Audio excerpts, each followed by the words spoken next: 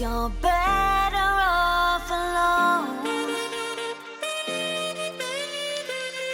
Do you think you're better off alone?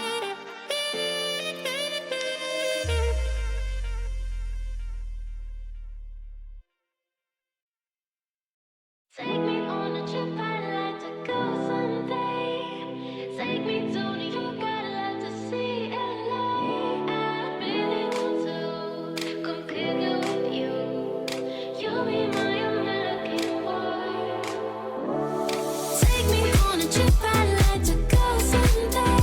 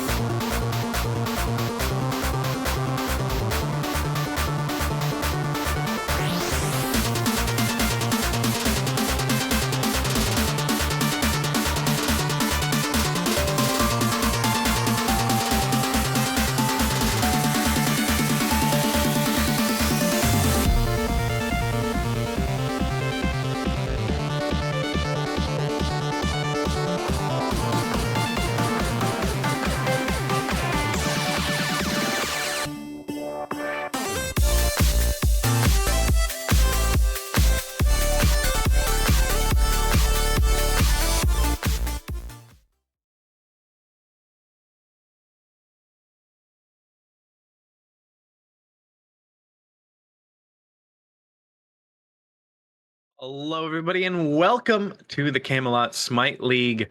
We have a bit of a different thing coming your way today. It's a 3v3 Joust tournament that we're doing. Should be a good time with lots of action. And to bring you that action, I am Dr. Shrew, joined today by Speedy Pico with the man himself, Jordan, on production. As we get ready to hop into picks and bans here, Speedy, how you feeling going into this tournament? Oh, I'm feeling really good. I am.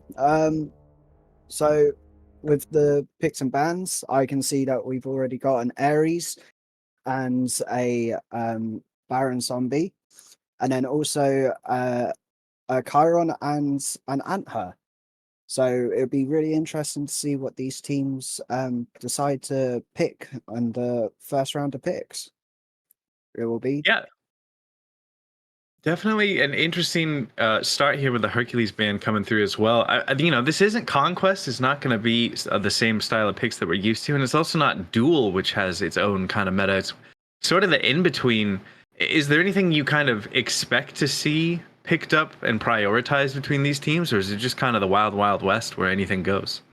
I'm half expecting to actually see a shark here because of his massive AoE ult, including a Scylla as well. Because she's got her big crush. Anything with big circles, to be honest, because it will with the joust lane being so small, you can actually cover most of the lane with some of the abilities. And as we can see, a Chiron just gets picked up here, perfect for the ult, and then a Cabrakan as well, right here. Yeah, frontline prioritization definitely seems to be the call for both teams here as they lock in their respective guardians. And I mean, you called it. Big AoE damage coming out of the Charon with that ult kind of will be able to take up a good chunk of that joust lane. So it'll be a good team fight ult for the order side here. On the other side, Cabrakan, what do you think is the Cabrakan's going to bring to this team? The Cabrakan with his tremors can easily destabilize, like put people out of position. And then his wall can obviously wall people off, and we can see that a Hoi gets picked up here as well, which is going to be great with the stun from the Cabrakan into the Mark and the ricochet in from the Hoi, and even into his ult. Yeah, the sun's definitely going to take up a lot of space as well. Circle's going to be coming into play for this team for sure. They got a lot of combos so far. On the other side, I'm excited to see what they decide to pair up with the Charon. With only having 3 members as Raijin gets insta-locked in over here, is it frontline and 2 carries? Do you expect to see double frontline with a single carry? What's the team comp going to look like? I'm expecting to see, to be honest, double frontline. Try and keep the carries alive. As we can see, a Poseidon gets banned away, which is a great ban, I think, because with the Suns and the Cabrakan tremors, including the wall, the Kraken would do a lot of damage here. Yeah, that would be a very scary combo, as would a Nox not wanting to fight into that, so they'll take that one away.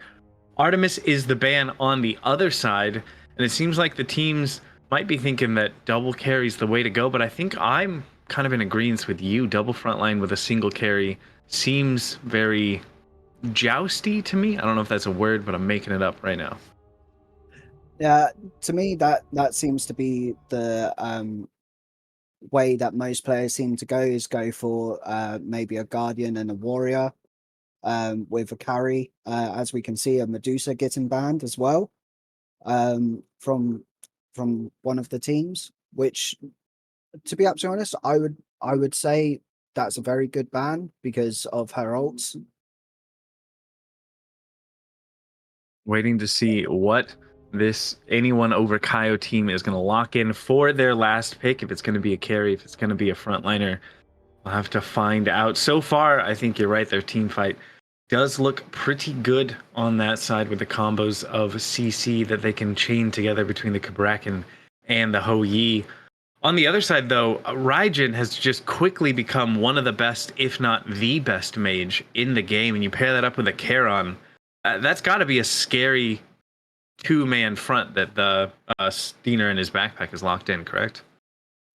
Yes, I would agree with you 100% there. We also see a soul getting locks there. They did hover the Zeus, but it looks like they're going to go for the tower push power of the soul and the Hoi together. Yeah, that's going to be a lot of pressure towards the structures, towards anything that stands in their way. With that locked in, it's going to be the Scotty hover on the side of Steiner and his backpack, a god that is oppressive in duel, which is on the Joust map, but that's in a 1v1 scenario. How do you feel about Scotty in the 3v3 context? The Skadi in the 3v3, like with her ice, her ability 3, can easily take Kabrakan out of his tremors and can stop Hoi from jumping.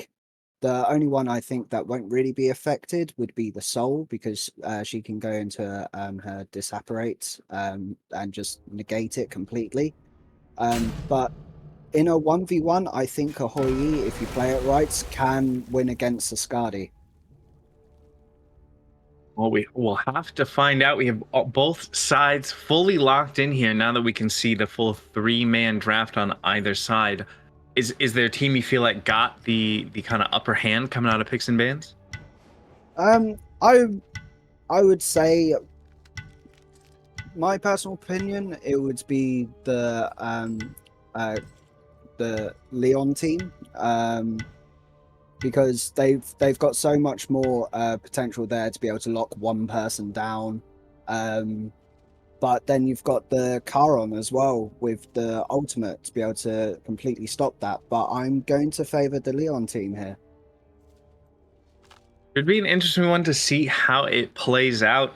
Do you think that builds are going to be any different because it's Joust and not a full-length conquest game? I mean, are there items that just aren't going to be prioritized that you would normally expect to see on some of these picks? I would say the hunter builds and stuff I would say would be similar to like conquest, but it all depends on what who gets ahead, what buffs they get, and stuff like that. That's what I personally think. We'll have to wait and find out as teams get loaded into the lobby here. And we get ready for minions to spawn in round 1 of this 3v3 Joust tournament.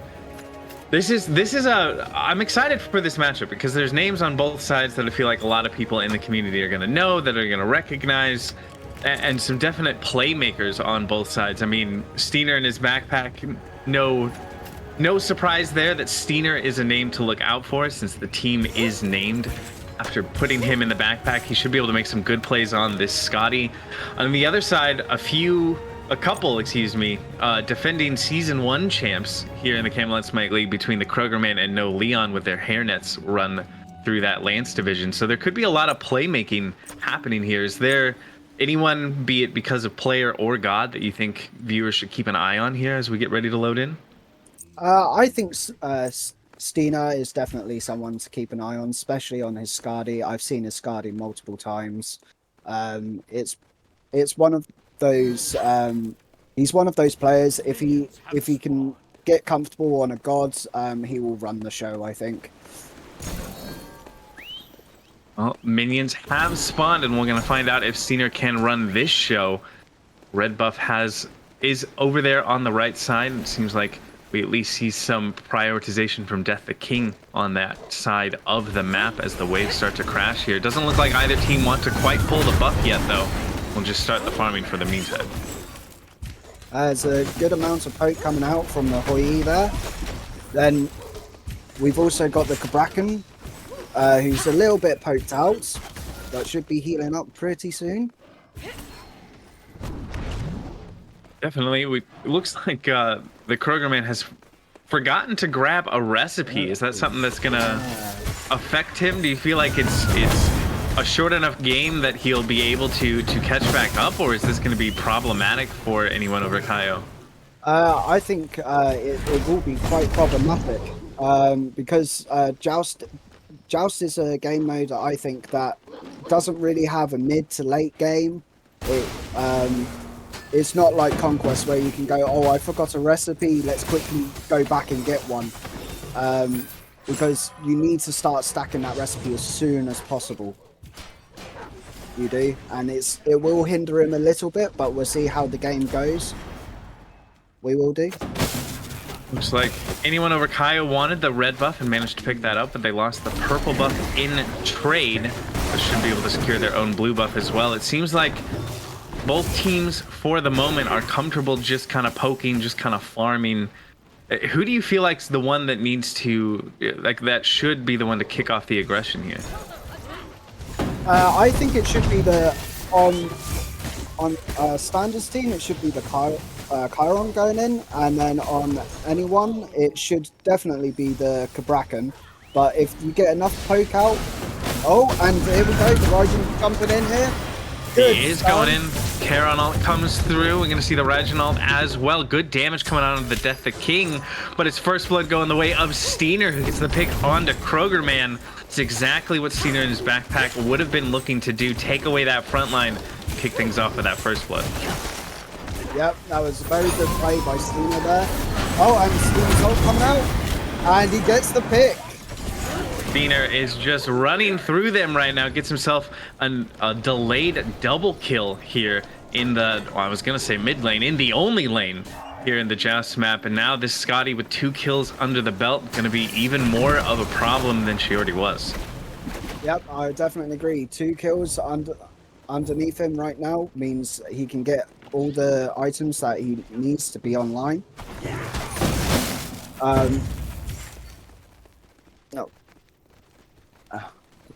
Yeah, as Jordan is hovering here, it looks like Party Punch is picked up by Kroger Man, so a little bit late on the recipe, but does end up picking it up. Do you feel like is Party Punch the recipe you expected to see out of the Cabrakan? Because I got to say, it's not what I was really imagining we would see picked up. No, I was expecting to see Bountiful, to be absolutely honest. Mm-hmm. Which gives him less cooldown a lot more. I think it's 1.5 seconds off of the first ability that he uses. Oh, and the Cabrakan ult comes out with the sun coming out. That combo we were talking about, Death the King will get credit for that kill. Good job making sure that Steiner does not have a chance to run away with the game, immediately shutting him back down. And that's exactly what you talked about on the desk. The Cabrakan setup with the Ho Yi follow-up already proving hard to deal with for Steiner in his backpack, but they're not wanting to let the backs go off. Jumping in is the Raijin. Here comes the Karen ult as well. Does get the fear onto 2. Death the King is low, but is turning around a decent amount of damage. Doesn't seem like any further blood is going to be spilled. That's also quite good for anyone as well, because the Chiron had to use his shell there to be able to get out, so there's no AoE shell protection anymore for the team.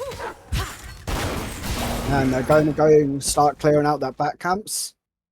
The Hoi and Soul are looking to go for the purple camp here, while Stina on the Skadi is just going to push up the lane. Burgerman thinking about getting aggressive there, but the silence from Charon, another thing that can interrupt the tremors, is going to be hard for this Cabrakan to get his work done. Does take a lot of damage now, has to use the ult defensively because Steiner had ulted at the same time. Krogerman will be able to live, but is forced to back there. Looks like everybody going to reset. The Cabrakan ult there was very good to be able to completely disengage from that. It is unfortunate that he had to use it, because it's going to be very good for the setup for the Hoi and even the Soul ult as well. A very small space, but we'll see how they all cope with the Cabrakan ult down for a little bit. As we can see, Failnot's getting picked up here as well on the Skadi. So gives you 20. Yep. It gives you 20% cooldown, gives you crit chance, get that dog up, get that ice up a lot more. And once once your ult is done, you'll be able to have a lot more crit chance, be able to melt anybody that you want to that is in front of you. And be able to give that crit chance to your teammates too. It's always fun as a frontliner to randomly get a crit because your backline has ulted and has that fail knife. Here's the blink in from Kroger though with the Suns. Does trap in Steiner and he is deleted. They wanted that pick and they got it. Great initiation and combo there coming out of anyone over Kaio. Yeah, that was brilliant. There, they know for a fact that they need to shut down Steiner, and the Hoi beads being used. Good beast to be able to get out there. That was... Yeah, this is great from anyone but Kaio. It seems like they have realized how they want to play this. Just single target focused, blow up one person, and then just be able to deal with the remaining two. It's working out in their favor so far. They even up the kills 2-2 now, 7 minutes in. Yep, I would definitely agree there. The Hoi Ricochet coming out. Lots of poke damage coming back and forth. Kroger Man could be in a bit of trouble on the Cabrakan. Has the extra movement speed from the one though. Will be able to make it out, and these fights continually look like they're going to erupt into something massive, but it's either just a poke battle or one pick here or there. Is that just how Joust normally works, or is that something to do with these comps in particular? With Joust, is if you can get someone low enough or get a pick, that means that you can easily push into the tower. So I think it's just the way that it's been, that these teams are playing it. They want to get a pick, get the wave pressure that they want, and then be able to start taking those towers and phoenixes. Red buff prioritization has been on the side of anyone over Kaio this entire time, but they're going to look to try and take away this purple buff as well. They're unable to pick up the buff, but they're going to take the fight on the back end. Good walls traps into. Here comes the Suns again, and Leon will get another kill onto Steiner, but there's a lot of damage going the other way, and Chio will pick up a return kill onto Death the King, and he is not done. Kroger Man in a lot of trouble on the Cabrakan, stuck between two. Does have a good amount of CC, but not a lot of health remaining, and they want this kill. They're gonna dive underneath the tower. Kroger with a sliver of HP will be able to live, and Leon will make it out as well, unless I cast or cursed him into death. No, they will not chase that out. And actually Soul very low on the Charon. That was a much more back and forth fight, ended up in a 1v1 trade. And that started off very well for anyone there. Great job from Steiner to be able to Steiner's team be able to get the return kill there. It looked like they had anyone had the great setup, and then the Raijin ult coming out. I think probably sealed the deal there for Steiner and his backpacks to be able to get the return kill. And the Kraken ult just missing. Unfortunate now might be punished as Steiner's team jumps in here to get aggressive. Steiner himself will get the kill onto Death the King, and Chio has just enough damage to get another pick onto No Leon. Nothing the Kroger Man can do there except for back up. An unfortunate blink alt miss coming out of him on the Cabrakan leads to 2 deaths going the way of Steiner in his backpack, and now this tier 1 tower could just be relatively free. Kroger Man just gonna back, and they're gonna give it up. Yep. No point of sticking around if you know that that tower is going to go down. Great picks from Steiner and his backpacks there. All right, Speedy, I got a question for you here. Leon's build, at least to me, looks like it's going in 3 separate directions. Aussie into Bluestone into Demon and the Deathbringer, excuse me. It's crit, it's ability, it's shred. What is Leon cooking up here with this Hoi build? I'm not entirely sure myself. I haven't seen this build, so it'd be interesting to see if it actually works on Hoi. Me myself, I like for Hoi, I like to go on the shred build. Oh, and we're getting aggressive here with the stuns coming out. Good TP already.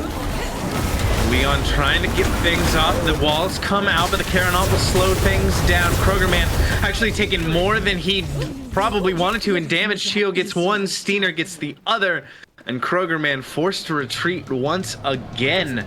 These fights now just starting to shift in the favor of Steiner and his backpack. What does anyone over Kaio need to do to turn things back in their favor before this snowballs out of hand?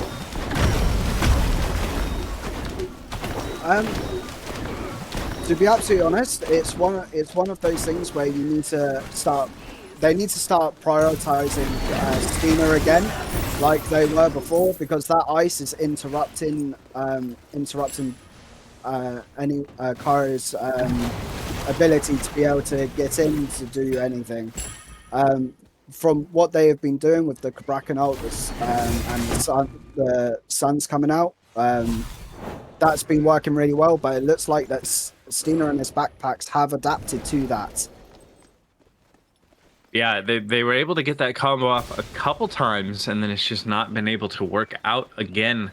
And it's put anyone over Kaio a bit on the back foot here. 12 minutes into the game, they're around 3,000 gold down, which does mean a little bit more when there's only 6 players in the lobby.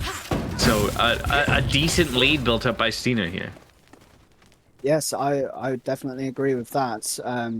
The lead will probably only get bigger from here if anyone for Cairo are able to shut. I think what they need to do is instead of focusing Steiner here, they need to shut down this Raijin,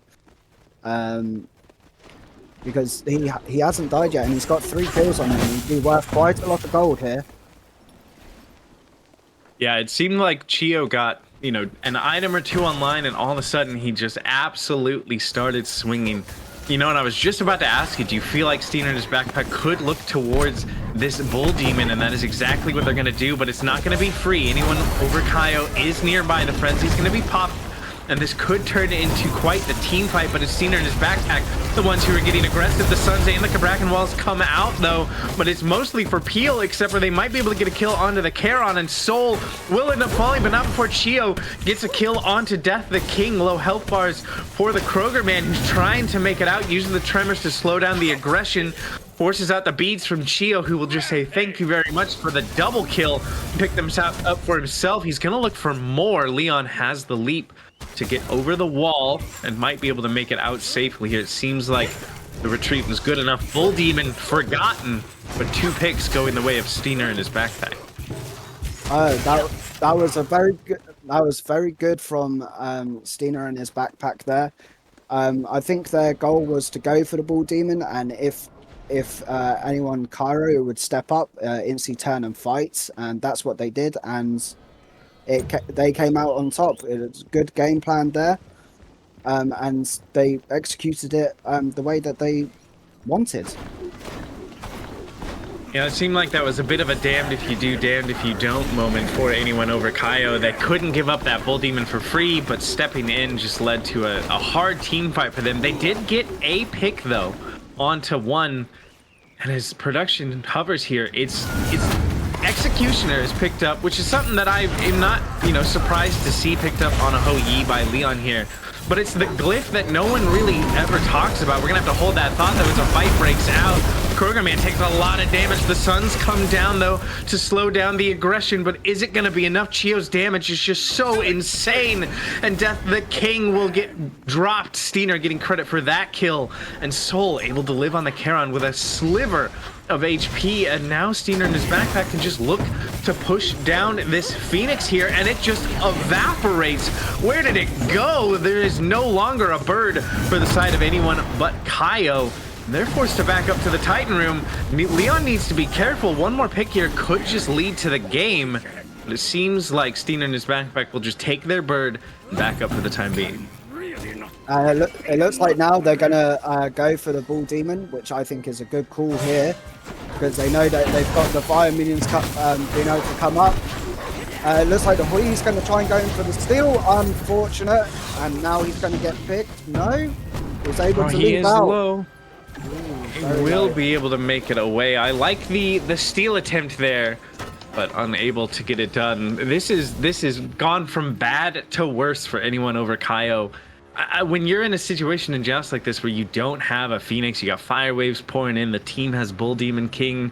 What's the game plan here for this Chaos side team? Uh, the only way that they can come back is actually be able to use the Titan as a fourth man in theory, clear the wave. If they step up too far, the Titan is going to hit them. Use the Titan to your advantage. I know most people don't like that sort of gameplay, but it's the only way that they can get back into this, I think. Sometimes desperate times call for desperate measures, and using that Titan as his health as a resource might be exactly what they need to do. I thought maybe they'd try to get aggressive and take a fight with how far forward they were stepping up, but it seems like they are going to retreat towards their Titan room and at least try to get some poke around. It looks like Krogerman wants to get aggressive, but that's just allowing Steiner and his backpack to do the same. All three ults from this Order side team getting used, and there's so low health bars left for Death the King. He will be able to make it to Fountain, but is it going to cost the life of No Leon? It is. That is the Ho-Yi dropped. And now Steiner and his backpack have an opening to maybe look for an end here. Krogerman is trying to zone them away from the Titan room and is taking a lot of damage. Just Kabrakan not tanky underneath the weight of all three members. A double kill for Steiner. Can he make it a triple kill? He can. All three dead. The deicide, and that will be Steiner and his backpack winning this first round game and advancing to the next. Yep, that was a very good fight there for Steiner and his backpack. Congratulations to them for going into the next round of this tournament. Yeah, that was such a decisive victory for them once we got to the end there. It seemed like in the early, maybe the mid game, that anyone over Kaio had a game plan, they knew how to execute it, and then a switch just flipped, and Steiner and his backpack just absolutely ran the lobby. That was just impressive to see. I did say at the beginning, if Steiner can get this Skadi online, then to be absolutely honest, I don't think there's much that they can do about it. But they tried to stem the bleeding. They did very well being able to get the picks that they did. But unfortunately, it just wasn't enough. Yeah, not quite enough. Anyone but Kaio gonna be going home here in the first round, but Steiner and his backpack moving on to the next. I'm gonna look to push towards the finals here of this tournament. I feel like, you know, it's the namesake of the team. Steiner definitely has to get the MVP of this lobby. Not to say that Soul and Chio didn't do incredible as well. It just seemed like it was so hard to deal with what the Scotty was putting out. Yeah, I would definitely agree with you there. It's like Steiner definitely put that backpack on today. Let's see if he can continue it.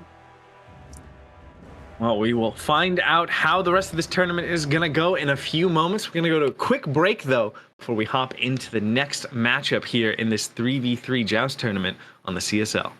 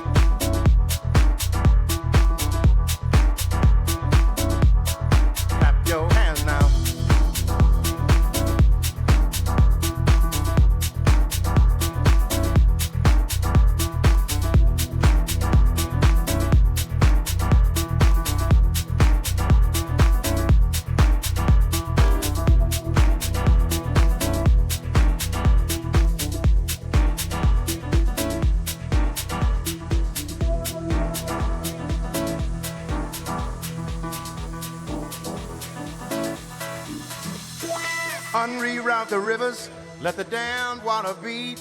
There's some people down the way that's thirsty, so let the liquid spirit free. The people are thirsty because of man's unnatural hand. Watch what happens when the people catch wind, when the water hit the banks of that hard, dry land. Liquid spirit, liquid spirit, liquid spirit, liquid spirit. Clap your hands now.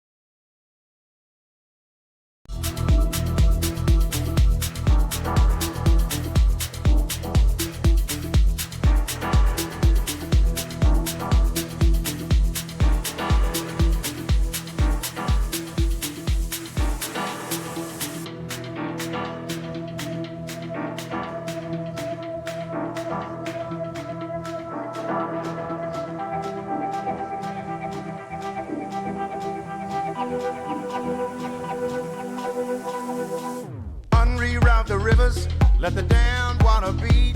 There's some people down the way that's thirsty, so let the liquid spirit free. The people are thirsty because of man's unnatural hand. Watch what happens when the people catch wind, when the water hit the banks of that hard, dry land.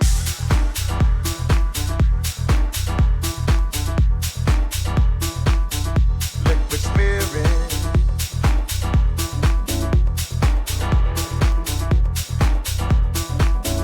liquid spirit.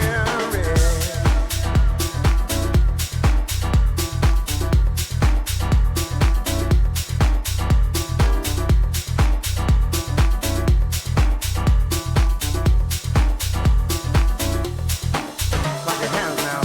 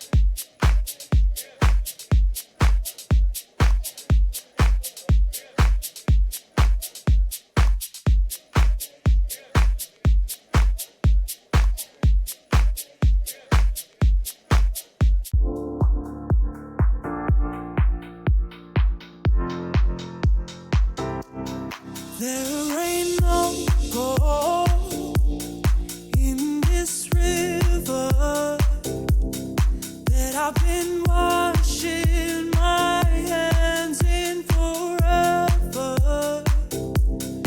I know there is hope in these waters.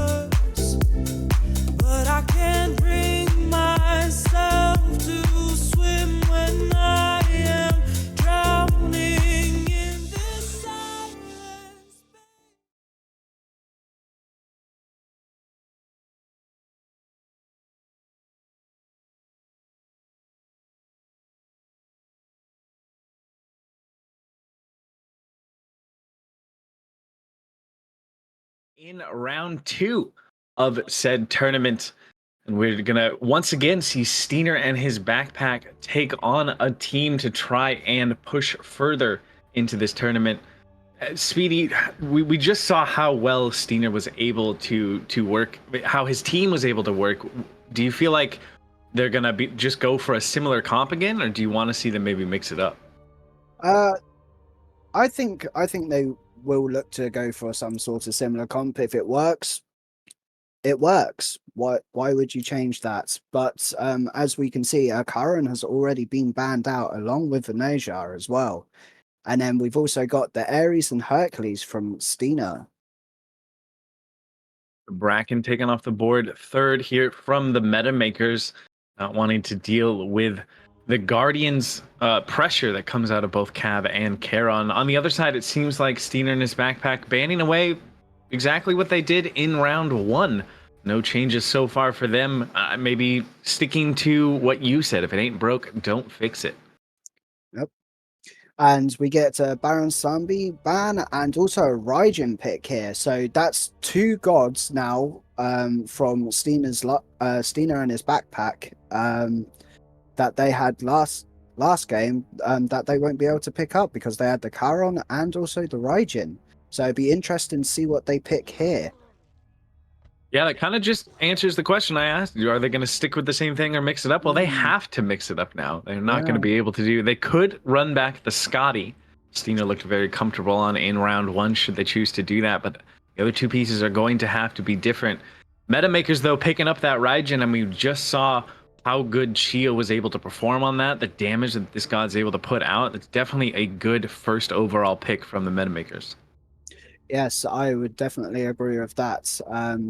Raijin is very out, being able to put out all of the damage and stuff, and he's very safe as well. As we can see, a Geb coming in and an Atlas getting hovered. Oh, and here comes the Hoi, maybe? They're just spamming between different hovers here.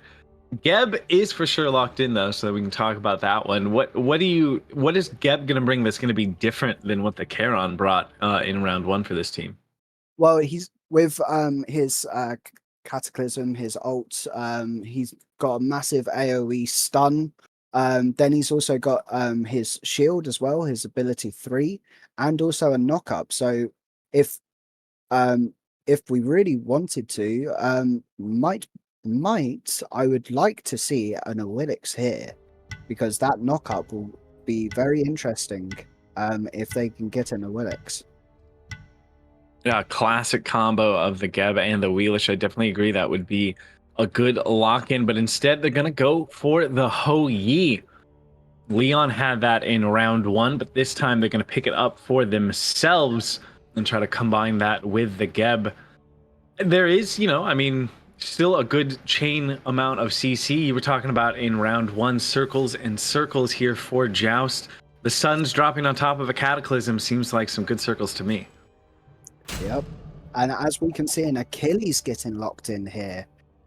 Very good here. He's got a stun on him, a self heal as well, and being able to be mobile. And then obviously an execute, which is very good against a Geb. And we can also see Agni getting banned away, and then an Anther as well. Yeah, I like this Achilles pickup. I feel like it'll be a good frontline presence to kind of combine with the Raijin as Toth gets banned away by the meta makers as well, not wanting to deal with either of those sort of artillery mages that can pump out so much damage. I definitely don't disagree with them on those bans.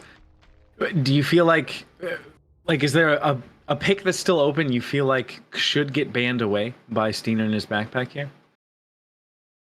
Going off of what the last game was, it seems like most people are doing 2 carries. So I'm kind of thinking they'll go for another hunter, maybe another carry here. But we'll also see what the meta makers want to do. And then we get the Poseidon hovered here, and the Poseidon locked in. That's going to be a good amount of damage coming out of the Cabrakan and the Suns. And here comes the Shark. Wow. Okay, so it seems like meta makers having the mindset that we were talking about in round one of the double front line with a single carry in the back line. Though not to say that Chalk can't put out an just absolute insane amount of damage, especially in the early game. And considering that, you know, Joust is mostly early and mid game, is the Chalk just kind of like a sleeper pick here? I think the Shark is a very sleeper pick here because the combo that I'm looking at from the meta makers here is the Charcoal ults, get some bees, the Raijin then ults, taunts them towards them, and then if they're low enough, the Achilles can just execute. And that's one pick gone. Straight away. Yeah, that is a definite strat that they have, just kind of walking down the line, doing their 1, 2, and 3 to make a combo there should be, or could be, a very good sort of, wow, words are failing me right now. A good combo, I guess is what I'm trying to say. Now that we can see the full 3 though from both sides, do you feel like Steiner and his backpack have drafted enough to kind of have the same dominance we saw in round 1, or have the meta makers drafted something that's going to be able to keep up with what this team is going to bring? Well, it all depends on builds as well. It depends on if one of the warriors from the meta makers decides to go full damage or even a hybrid instead of doing the typical go full tank. But other than that, I actually think that the Steiners here have got a solid lineup here with the Geb being able to with his shield can cleanse as well if you time it right. Then you've got the safety of Hoi with the jump away, and then you've also got the Whirlpool, which will cripple gods. So that means that the Raijin won't be able to jump, the Achilles won't be able to dash. So that's very good pickings there. Not to mention the Cabrakan, the Kraken ult coming out as well, which is a lot of damage coming out. But looking at the build, it looks like he's going for attack speed Poseidon here at the start, and then the Hoi going for transcendence as well. Yeah, kind of a swap, attack speed on the mage, ability power on the hunter. I kind of love to see it. I feel like Poseidon can do very well with the attack speed. Is this something you feel like you want to see Poseidon go like a lot of attack speed as red buff spawns, and it looks like Steiner and his backpack will be the ones to pick that up? Or do you feel like the Poseidon is just going to get a little bit of an attack speed and then go back to more traditional mage build? I can see the Poseidon doing half and half, doing a little bit of attack speed, then going back onto the traditional mage build, because it will help with the if you Whirlpool, then instantly Kraken, then you'll be able to get a lot more basics out as well, just to be able to secure that kill, as the meta makers take the purple buff here and give it to Chark. Yeah, interesting. I guess there is no real god on that team that wants the purple buff in particular. So just going to opt to give it to that Chalk there. It's Steiner and his backpack, the ones who are charging forward down this lane. Ricochet just off the mark. Both teams have members who are stacking. Do you feel like we're just going to see a bit of farming until those stacks are completed? Or is there a team you think wants to get aggressive early regardless of where those items are at? I have a feeling that Steiner and his backpack will be the ones to look a little bit more aggressive, try and give kills to the Hoi to be able to get that Transcendence online a lot quicker. And coming back to the purple and the Shark, I think that's actually quite a good idea from the meta makers, because it will go very well with his passive. So every time you basic attack, after 5 basic attacks, you get to cast an ability for free. Very true. That is a good combo that they've decided to put into place. I like what we're seeing out of Chio on this Ho Yi. Even if those ricochets aren't hitting the mark, just going for them time and time again, going for that wall bounce. The damage that can come out of that is going to be absolutely insane once he just gets some warm-up ricochets in. You know, it's a hard ability to hit, especially at range like that. Yep, I would definitely agree with that. If you can definitely hit that ricochet, even if it's... And here comes the Geb ult with the Kraken ult coming out as well. And it seems like the metas are just going to walk away from that. The Raijin will have to back. That's all three ults coming out of Steiner in his backpack, trying to get something done. And we can see the combo that they have in mind. We can see the way that they're wanting to play. Just unfortunately not quite enough to get a kill there. Does force a back, does get some good poke damage onto this Achilles here, but not gonna be enough to find anything at the moment. But now they're gonna be a little, you know, more vulnerable to a counter engage because they have no ultimates left on their team. No, that is very true. And you've also got the all the ults on metamakers are CC immune ults as well. So if they do get caught out and the shark is going in looking for an ult, maybe no, he's going to go walk away. And the leap coming out of the Hoi with the Geb shield, and it looks like Steiner in his backpack. Two of them are going to back, while the Metamaker's going to take red buff.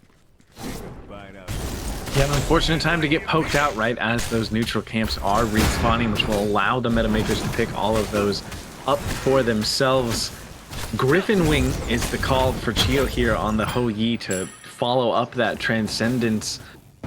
A very different build than what we saw from Leon on the Ho Yi in round one, but we're gonna have to hold the thought of the question I might ask you there, as it could be a bit of an engage. The Cataclysm comes out, but the Chalk Ult is used in response. A good jump into the air to immune it for Chio. The Kraken lands, and Raijin is with a sliver of HP, but so are other members. This is a back and forth fight, and Chio will get the first kill of it on 2-1, but Achilles immediately answers back with a pick onto Steiner.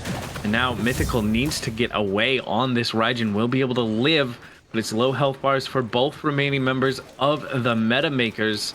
Mythical needs to be careful. The blink in from the Geb catches the dash, but he will be able to get it off eventually, and that ricochet just barely not going to hit. Mythical will be able to return to base. Yep, the Geb would Geb had to be a little bit careful there as well, because the Achilles still had his ult up. So if he would have walked a little bit too far forward, the Achilles could have executed him. But the Geb getting the big Cataclysm off there, stunning two of them, so spacing them out so that they couldn't do anything now. That was a very good play right there.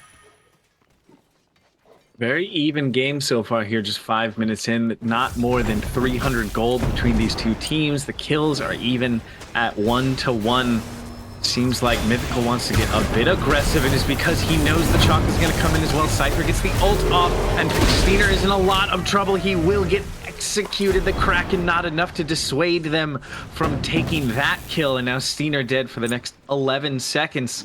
And kills now 2-1 in favor of the Metamakers. And that was the exact combo that I was talking about from the Metamakers there. The Shark going in, ulting, getting the beads, then the Raijin coming in, taunting them, getting that enough damage so that the Achilles can secure that execute right there. That was very well played and very well communicated.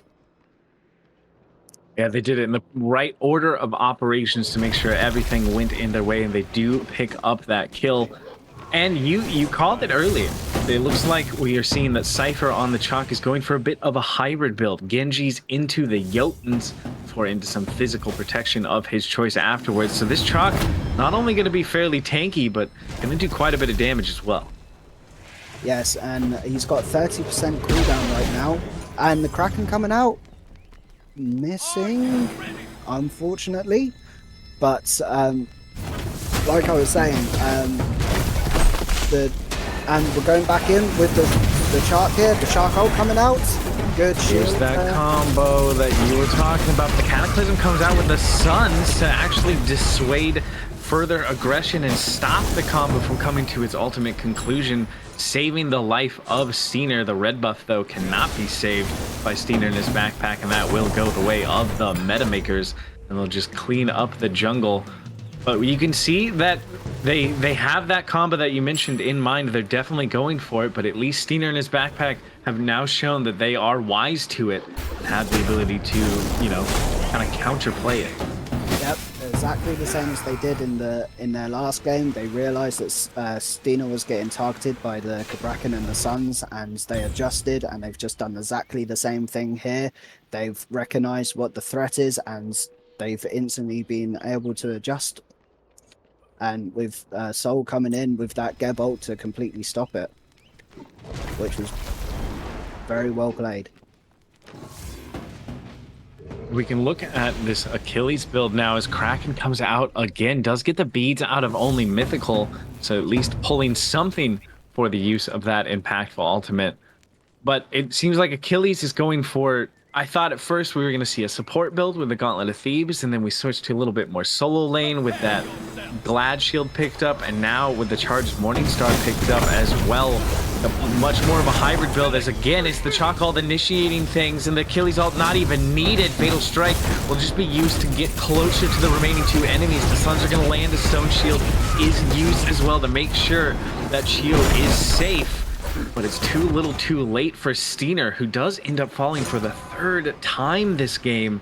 Metamakers clearly know who they want to target. Yes, it's very clear who they want to target. Right there, and coming back to the Achilles build right there, I wouldn't be surprised to see a Heartseeker, to be absolutely honest. And as I say that, you're prophetic. So, as I was saying that, here comes the Heartseeker, right here. Yeah, you just 100% called that. I don't know how you did that, peered into the future, but it is going to be a Heartseeker. What is Heartseeker going to bring for the Achilles that has like a support item and a solo item combined with it? I think Heartseeker works off very well with Glad Shield. With the more protections you have when your opponent is lower, the more the Glad Shield would actually do damage from your protections. And I think that really goes well with the Heartseeker right here, where every time you hit an enemy god with an ability, you take a chunk of their health, as well as the damage that you're already doing. So to be able to put someone really low, really quickly, get that Glad Shield proc as well, is probably the best combination for an Achilles right here. And then once you get them that low, you have Fatal Strike to do the damage. Here comes that combo possibly once again. It's going to be the ult from Cyber on the Chalk, but it's not enough. Chio turns around, good damage with the Suns after the Cataclysm to make sure the kill goes in the way of Steiner and his backpack this time. That was a fight that the Metamakers wanted to take, but it didn't quite work out in their favor. Chio will be able to dash away from the Achilles. They do take a lot of poke from the Raijin. At the same time, Raiju just so annoying with how much damage it does. Yes, I will agree. And the fact that it can chain as well, off of multiple gods, you can stop backs with it. I personally have been killed just from the Raiju himself, while I've been trying to back because it's chained off of someone else. So it is a very good poking tool, and it's also a very good way to make sure that no one that you want to back is backing. You're going back to the topic of builds here. It looks like it's a Stone of Gaia, I believe, is what going to be built by Cypher here. Emerald Talisman, I don't think builds into anything else. I kind of love Stone of Gaia into this comp. We're going to have to hold the thought on the builds once again, though, as aggression happens in the mid lane. Lots of damage onto one, but the Suns come out to try and turn around the fight, but only Mythical will get the kill onto Chio. The chase could be on for this Achilles, who's very low, but it's low health bars for the remaining members of Steiner in his backpack as well, and Cypher will get the kill onto Soul. And now with Steiner the only one left alive, he's forced to back up, and the tier 1 tower gonna go the way of the meta makers. That was very good body blocking there from the Shark, being able to get his Achilles out right there.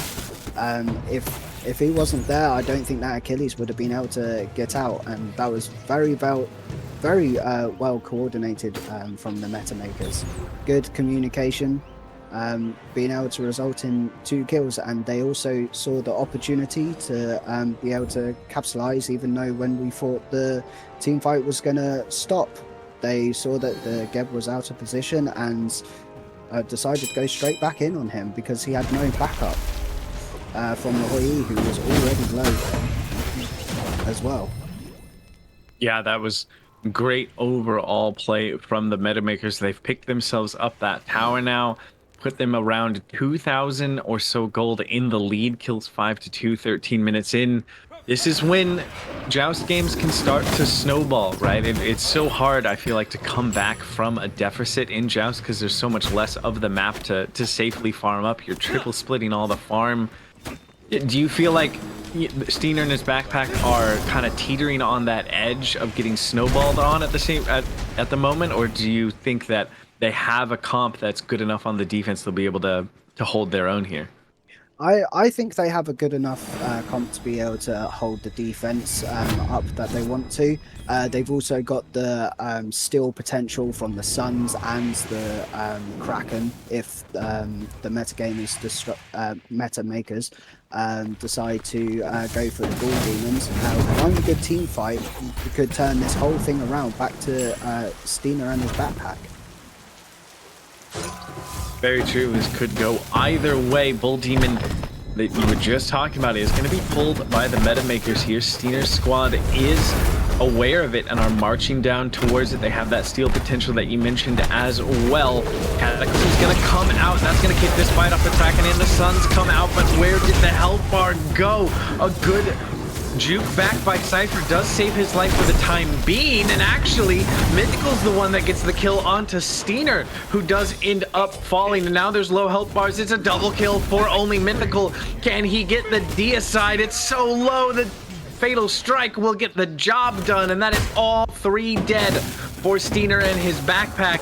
And once again, the Bull Demon was just a bait that allows them to get the full wipe and push towards this bird. Yep, that was a very good bait from them. They realised that they were pushing up. Good communications there from the meta makers, saying that they are pushing up. Let's drop this and fight. We have the advantage.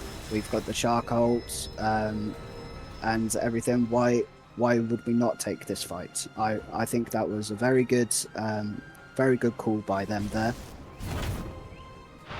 A great fight out of them using that Bull Demon. Both games we've seen now, the Bull Demon has been used as a bait to lead to a big team fight when it could happen again here. The Kraken's going to come out onto only Mythical, who has his own ultimate in response, trying to turn around some damage. Here comes the backup from the meta makers, but it's not enough. Steiner will get the first kill of this engagement, but it's immediately answered back. The Suns come raining down though, and the damage continues to pour onto both sides, but it looks like meta makers are the ones who could be in the most trouble. They are staying grouped. They do have a lot of tankiness with these 2 remaining members, but it might not be enough. Up down coming out from Chizuki, and it will not be enough to get the kill. Fatal Strike used defensively there to make sure that Tritix will make it out. He does make it back to his Phoenix and safely is able to back, but that's a good turnaround kill for Steiner and his backpack. They do trade out 1 for 1, but it feels like with the deficit they have, you'll take that any day of the week. Yep, just being able to get kills with the deficit that they have, even if it's trading 1 for 1, and the fact that they got the other 2 very low means that they can push these waves out, give themselves some breathing room, reset, then just do it again, and that's the way that they're going to come back into this. They have the damage that they want to be able to get these picks that they want, and then as soon as that happens, you pick the Raijin. It means that their clear isn't the meta's clear isn't going to be that good, not compared to Stina and his backpack, because they would only have the 2 warriors up, whereas even if the Poseidon falls or the Hoi falls, one of them still can easily out the 2 warriors that are still up. And the Demon Ball getting picked up again here by the meta makers, sorry. Not a bait this time. They just do end up taking that one for themselves. And look at this level differential that we're seeing right now. Only Mythical is level 16 on the Raijin, 2 levels above Steiner and 3 levels above Soul and Chio. This Raijin is now 17, making it even larger. He's going to be so hard to deal with the damage that comes out from him. Yes, that's very true. The damage coming out of him, the fact that he can actually he will out damage the Kraken and very easily. And the Phoenix coming back up, and Phoenix taken straight away. They're looking to posture to go into this throne room here. Yeah, they are. It looks like they might want to try and end, but they're being safe. They know they have time. They know they have the ability to try and just poke out, but they might not get the chance to. That's beads forced onto the Raijin there, but a lot of damage. But here comes this Raijin damage we were talking about. Not going to be enough to find a kill, and only Mythical is low. The Frenzy is popped. They want to take this fight, but charging forward is Steiner in his backpack as well. The Execute, though, will get one. Only Mythical will get the second one, and it is Chio versus the world on this Hou Yi. They decide to focus their attention on the Titans. The sun starts raining down, but it's not gonna be enough unless some sort of hero play comes out. It is not, and that will be Steiner in his backpack falling to the meta makers, who just ran away with that game once the Raijin got online. Yeah, as soon as Raijin got online, he got the items that he needed. He just started to farm up to make sure that he always consistently had that level lead. As soon as he got that level lead, it never dropped, and that was one thing. Even when he died once, I don't think it really phased him very well, because he knew that he had that lead, and the fact that the Shark and Achilles also both level 16. And unfortunately, Stina was the only one who on their team that was level 15 that could really somewhat put any sort of damage out and be able to try and fight into them.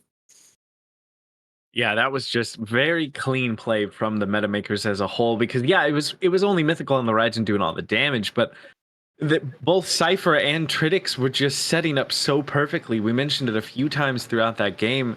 The combo, the order of operations that they have to have the Chalk go in, use the alt, Raijin goes in, uses the alt, Achilles goes in, uses the alt. They were just playing so well as a unit. I feel like they're going to be a very hard team to beat if they continue to have that much cohesion here in this tournament. Yes, I would definitely agree with you there. The fact that they the communication out from all 3 of them as well. Like I was saying at the beginning, if they get the combination right with the Chark ult, then the Raijin ult, then the Achilles ult, and they did that perfectly twice.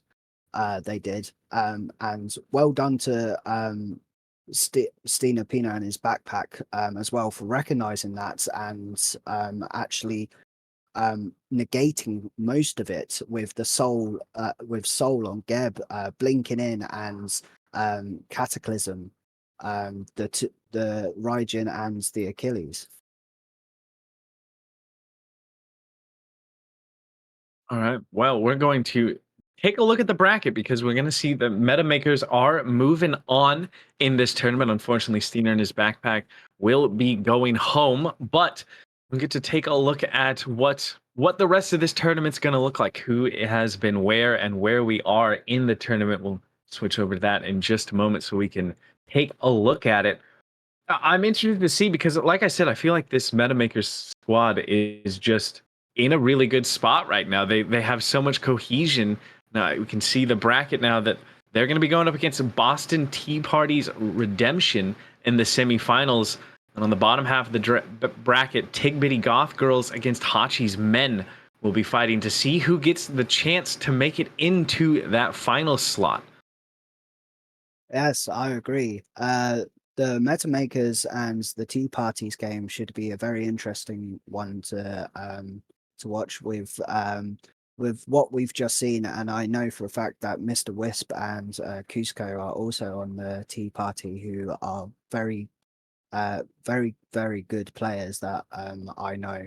So that I don't know that game right there, I think, is going to be a very interesting game to actually watch, because I think with both teams there, they have the same mindset of let's go for the 2 tanks and the 1 damager.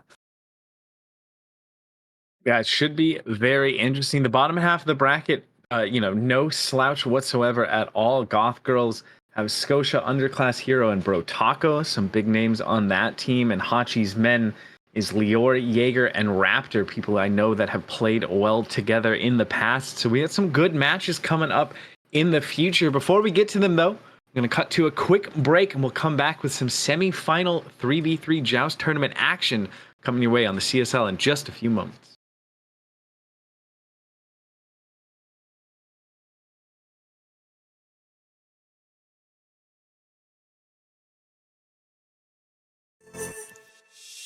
Go easy on me, baby. I was still a child, didn't get the chance to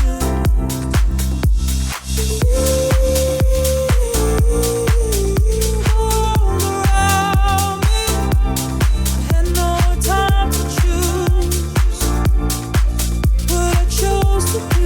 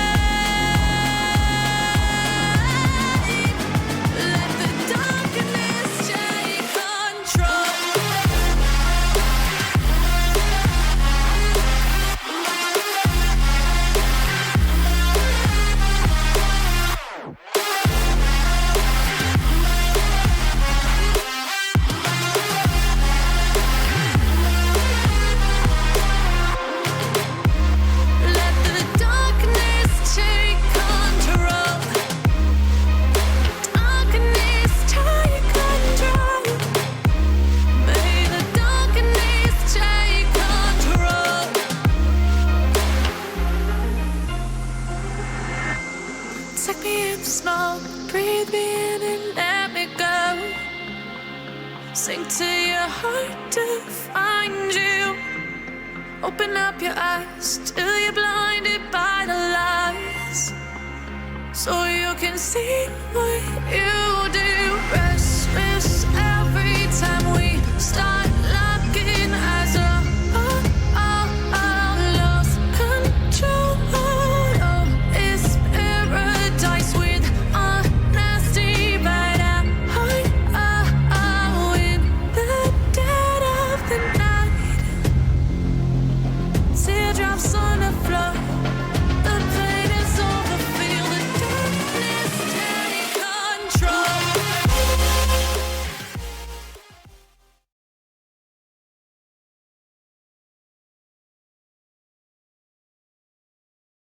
Welcome back, everybody. It's semi-finals time here in the 3v3 Joust tournament on the Camelot Smite League.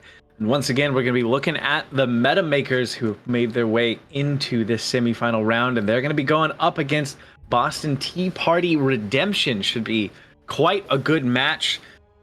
We've seen two of these games so far here, Speedy, and both times it's been kind of a slow early to mid, and then one team just kind of kicks it into hyperdrive and takes the win. Do you think we're going to see similar things here in the semifinals match, or because of how far these teams have made it into the bracket, do you feel like it's going to be a little different? I think these teams will probably play it a little tiny bit more safe than they have been, because it is the semi-finals. As we can actually see, Kuzenbo and an Achilles band coming out from the Boston Tea Party, and then a Chiron and a Raijin coming out from the meta makers. I love the Raijin band coming out from meta makers. Both games we've seen, the Raijin has done so much work in. He's just such a good god right now, does everything you could possibly want. And when you're second pick, you don't have the ability to snag him in that first pick position, obviously. And so I like that they take that away. Don't allow your enemy team to just get one of the best, if not the best mage in the game. Oh, I 100% agree with that. And then them also banning out the Thoth as well, which I would say would be the next best apart from Raijin. So they obviously know what they want to ban here. And Ganesh coming out from the Boston Tea Party, that silence could literally stop straight away any push. And then a Naja getting locked in. Now, this will be interesting to see if this Naja will go tanky or go damagey. Yeah, Naja has that ability to kind of build in a lot of different directions. You can go, as you said, tank, you can go damage, you can go a little bit of both, and it feels like Naja works regardless. So good lock-in for the Boston Tea Party side. On the other side, though, the Hercules is going to be picked up. We saw it banned away in both round 1 and round 2 games that we watched, so definitely teams thinking that he is someone to go towards in this game. Could be paired up with the Bastet. How do you feel about the Hercules lock-in? I do like the Hercules lock-in to be able to displace one opponent straight away, being able to push them back even further, so it's harder for them, and a tier locked in as well. So if the combo is correct, you Herc pull them, Herc push them, then you push them back even further away from their team with the tier as well, and with Tyr as well now having a stun in his ultimate, the Lawbringer, when he's in blue stance, that can be something to set up nicely for the meta makers. The displacement is real coming out of this team. That would be just absolutely terrifying. If you don't have beads, like you mentioned with that combo of displacement that they have, you could be the tower line at your own tower line and end up near the enemy's tower line. That is just going to be so hard to deal with. I feel bad for any backliner that's on the side of the Boston Tea Party here. Yes, I would agree with you there. Beads are definitely essential against this meta makers team so far. So it'd be very interesting to see what the Boston Tea Party will pick up here. The Ares. Well, you speaking of displacement, have you met Ares? You pair that up with the Naja. Beads are going to be under a lot of pressure going the opposite way as well. So far, both teams just have setup on setup on setup. Don't have. I imagine both are going to be looking towards some sort of, hard hitting mage to come through. And it seems like the meta makers are in agreement. They'll ban away the Agni, the third mage that they have banned so far. And on the other side, Tea Party's gonna take away that Nox, not wanting to deal with silences from Ganesh or Nox, it seems. No, that's very very true as well. With the Nox would have been a very very good fit for the meta makers here. With a Morrigan Le Fay coming out on the bans as well, and then a Poseidon. We were talking about big damage in mages, and looks like both teams have fought along exactly the same line. Don't want to have to deal with them. Yeah, 6 mages in total banned away here in this game. Neither team wanting to deal with some of the more impactful ones, but there's still a lot left open. There's some safe picks. If you're worried about the displacement, my mind goes to something like the Yu Huang. Still open and available. I feel like he's in a decent spot, at least in Conquest. I will openly admit my understanding of the Joust meta is nowhere near as intense, but there's definitely good mages out there in general, regardless of what map you're on. Is there anything that kind of jumps to mind to you that one of these teams could lock in? The thing that will jump to my mind is for the Boss and Tea Party. If they're looking for a very good out damaging mage, will be Cuckoo Khan.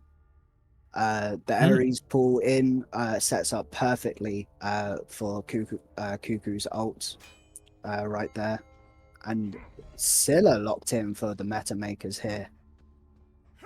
Yeah, that is a very good lock-in my opinion. You have the Sikkim to add even more CC, make it easy for the Herc to hit that pull, make it easy for the Tier to hit the Fearless combo.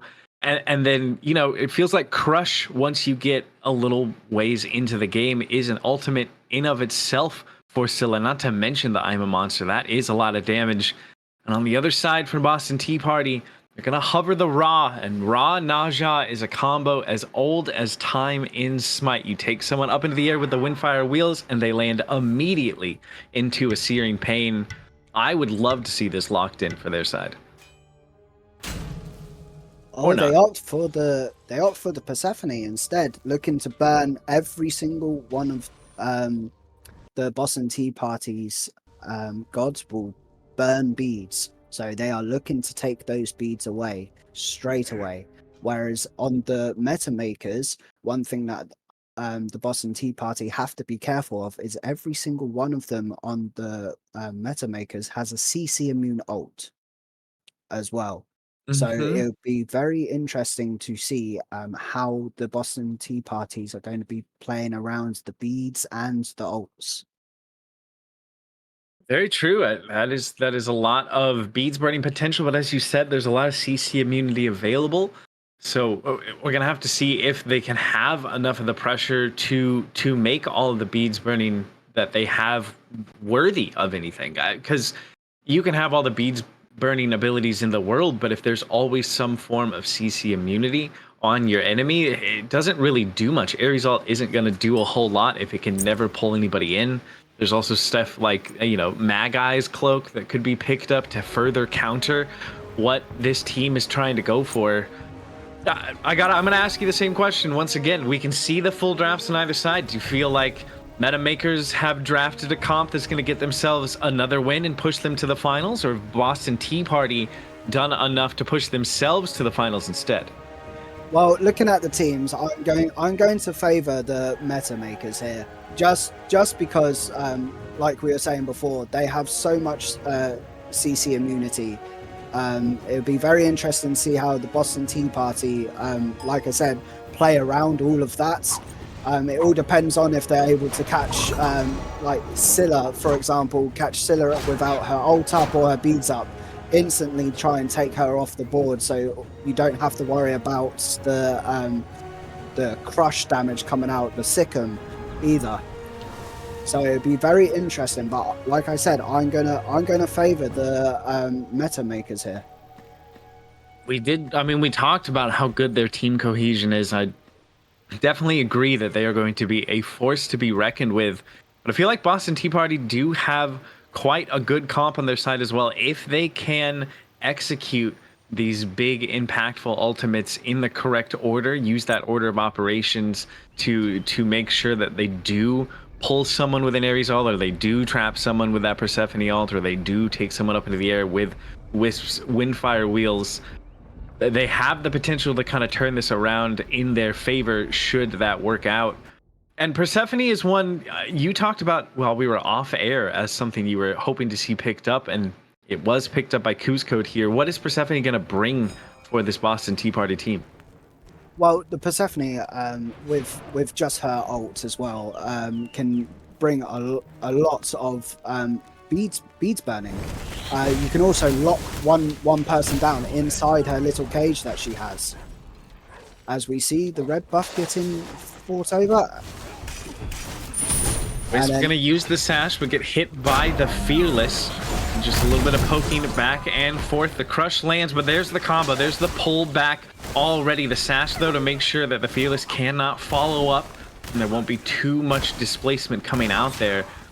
But Persephone is an interesting pick to me, right? Because you have the ultimate, as I'm going to get interrupted once again, as Mythical will pull one back, but not enough to get the red buff. So that's going to go the way of Boston Tea Party. If he continues to hit the pulls like this, it's going to be really hard for this Boston Tea Party team to do anything if he is able to constantly displace. Look at this. They just let the Persephone leave. Please, so low. The shell will save the life of Kuzcode, but just barely. Mythical, he just doesn't miss. Mythical doing what Hercules does best. Just being a nuisance. Not letting anyone escape. And Blink coming out. They wanted it. They wanted that. Unfortunately, no one there for them to grab, but I wish I could land that many pulls when I play Hercules. Only Mythical is already putting on a clinic on how to play this warrior. Yep, I agree right there. I wish I could play Hercules like that as well. Unfortunately, unfortunately doesn't get the pull, but gets the push. Yeah, we might have hyped him up a little bit too much there, missing out on that one. Sturdy Stew, though, as production's hovering, the pickup here for the Naja, which is a bit interesting. Seems like he might be going some sort of hybrid build. Has the Sigil as well as the Jotuns. Mythical does get the pull off again, and that looked like it was beads coming out of Mr. Wisp. It was, so he will not have those available. And that's just what this Hercules is able to bring. There are low health bars on many a member of the Boston Tea Party, and Mythical again pulls in Mr. Wisp, who this time doesn't have the beans, has to use the ultimate just to make it out of there. This Hercules alone is just applying infinite pressure. He is putting on a clinic, like you said. He's applying the pressure, not giving them any space to breathe whatsoever. Which is how you want to play a Hercules. You get in there, you displace the enemy team so that they can't do what they want to be able to do.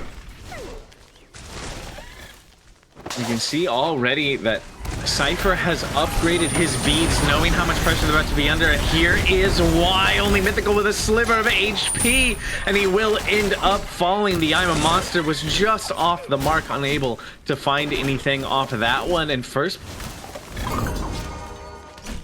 yeah, that was very good right there. The fact that the Ares waited to be able to ult there, just in case if there was a beads use. So when the beads ran out, they would still get pulled back.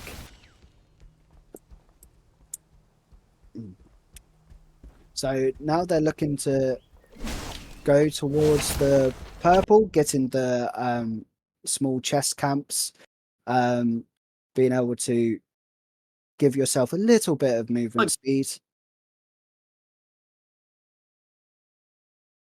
And and now they're looking to clear the wave. Red buff is up, so it looks like Mythical is posturing towards that way. Yes, and now the purple buff getting taken by Boston Tea Party here. Lawbringer forced out onto the tier, who does manage to make it away safely, but he had to use that ult defensively, and once again the hurt combo does successfully land. The boulder will land as well, and I'm a monster. Just barely not going to be enough there. Mr. Wisp in so much trouble though, and he will end up falling to only Mythical, who on this Hercules is still just putting on a show. That's the beats from Code, forced out there trying to get away from the pressure of the tier. Has the ultimate though to trap in one, but is it going to be enough to find a kill without the help of their Naja? It doesn't seem like they have the damage. So all in all, it's just going to be a one for none trade favoring out the meta makers here. Yep, I would definitely agree with that. So I just like to point out as well that the fact that Mythical again getting that knockup on the Naja to be able to secure that kill. He's playing out of his mind so far. Let's see if he can keep this up throughout the whole game. Yeah, I honestly hope he does. You know, I'm not biased in any way towards either team here. It's just so fun watching him play this Hercules, just never missing, just doing everything you would want a Hercules to do. And I mean, we're 6 minutes into this game right now, and gold pretty even, no real lead either direction. It feels like momentum and pressure is on the side of the meta makers, just by mostly because of Mythical on this Hercules. But Boston Tea Parties, they've been able to just keep up. They've been able to play their own game as well, and they're gonna look to continue to do that as they get some poke damage. But once again, Mythical tries to pull underneath the tower of Mr. Wisp, who's able to stay safe for the time being. Yep, and another pull gets the pull on the Persephone this time. And can't get away from that one. The Ares up pulls in one, but the I'm a Monster lands on top of it. Windfire Wheels will take up one into the sky, but do they have enough damage upon landing to get anything done? It doesn't look like it. That tier is tanky. Fearless to try and displace further. Mr. Wisp is so low, and of course he hits it again. The bead's forced out, and the Naja is so low, but it's actually a kill going the way of the Boston Tea Parties first. They will get the kill onto Mr. Wisp, but a good use of the Ares kit there to at least make sure that they trade out the Wisp kill. Yes, that was very good. The chains from Ares there to be able to stop Tier from being able to push him back even further and even getting the kill.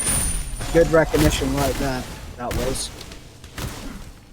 Yeah, very well done. And this is what I was saying earlier, that Boston Tea Party's Redemption is able to keep up fairly well with what the meta makers are doing. They're going to take that red buff for themselves right here, and they're going to look to take a fight onto only Mythical in this red buff pit. The Persephone ult comes in and locks a few in place.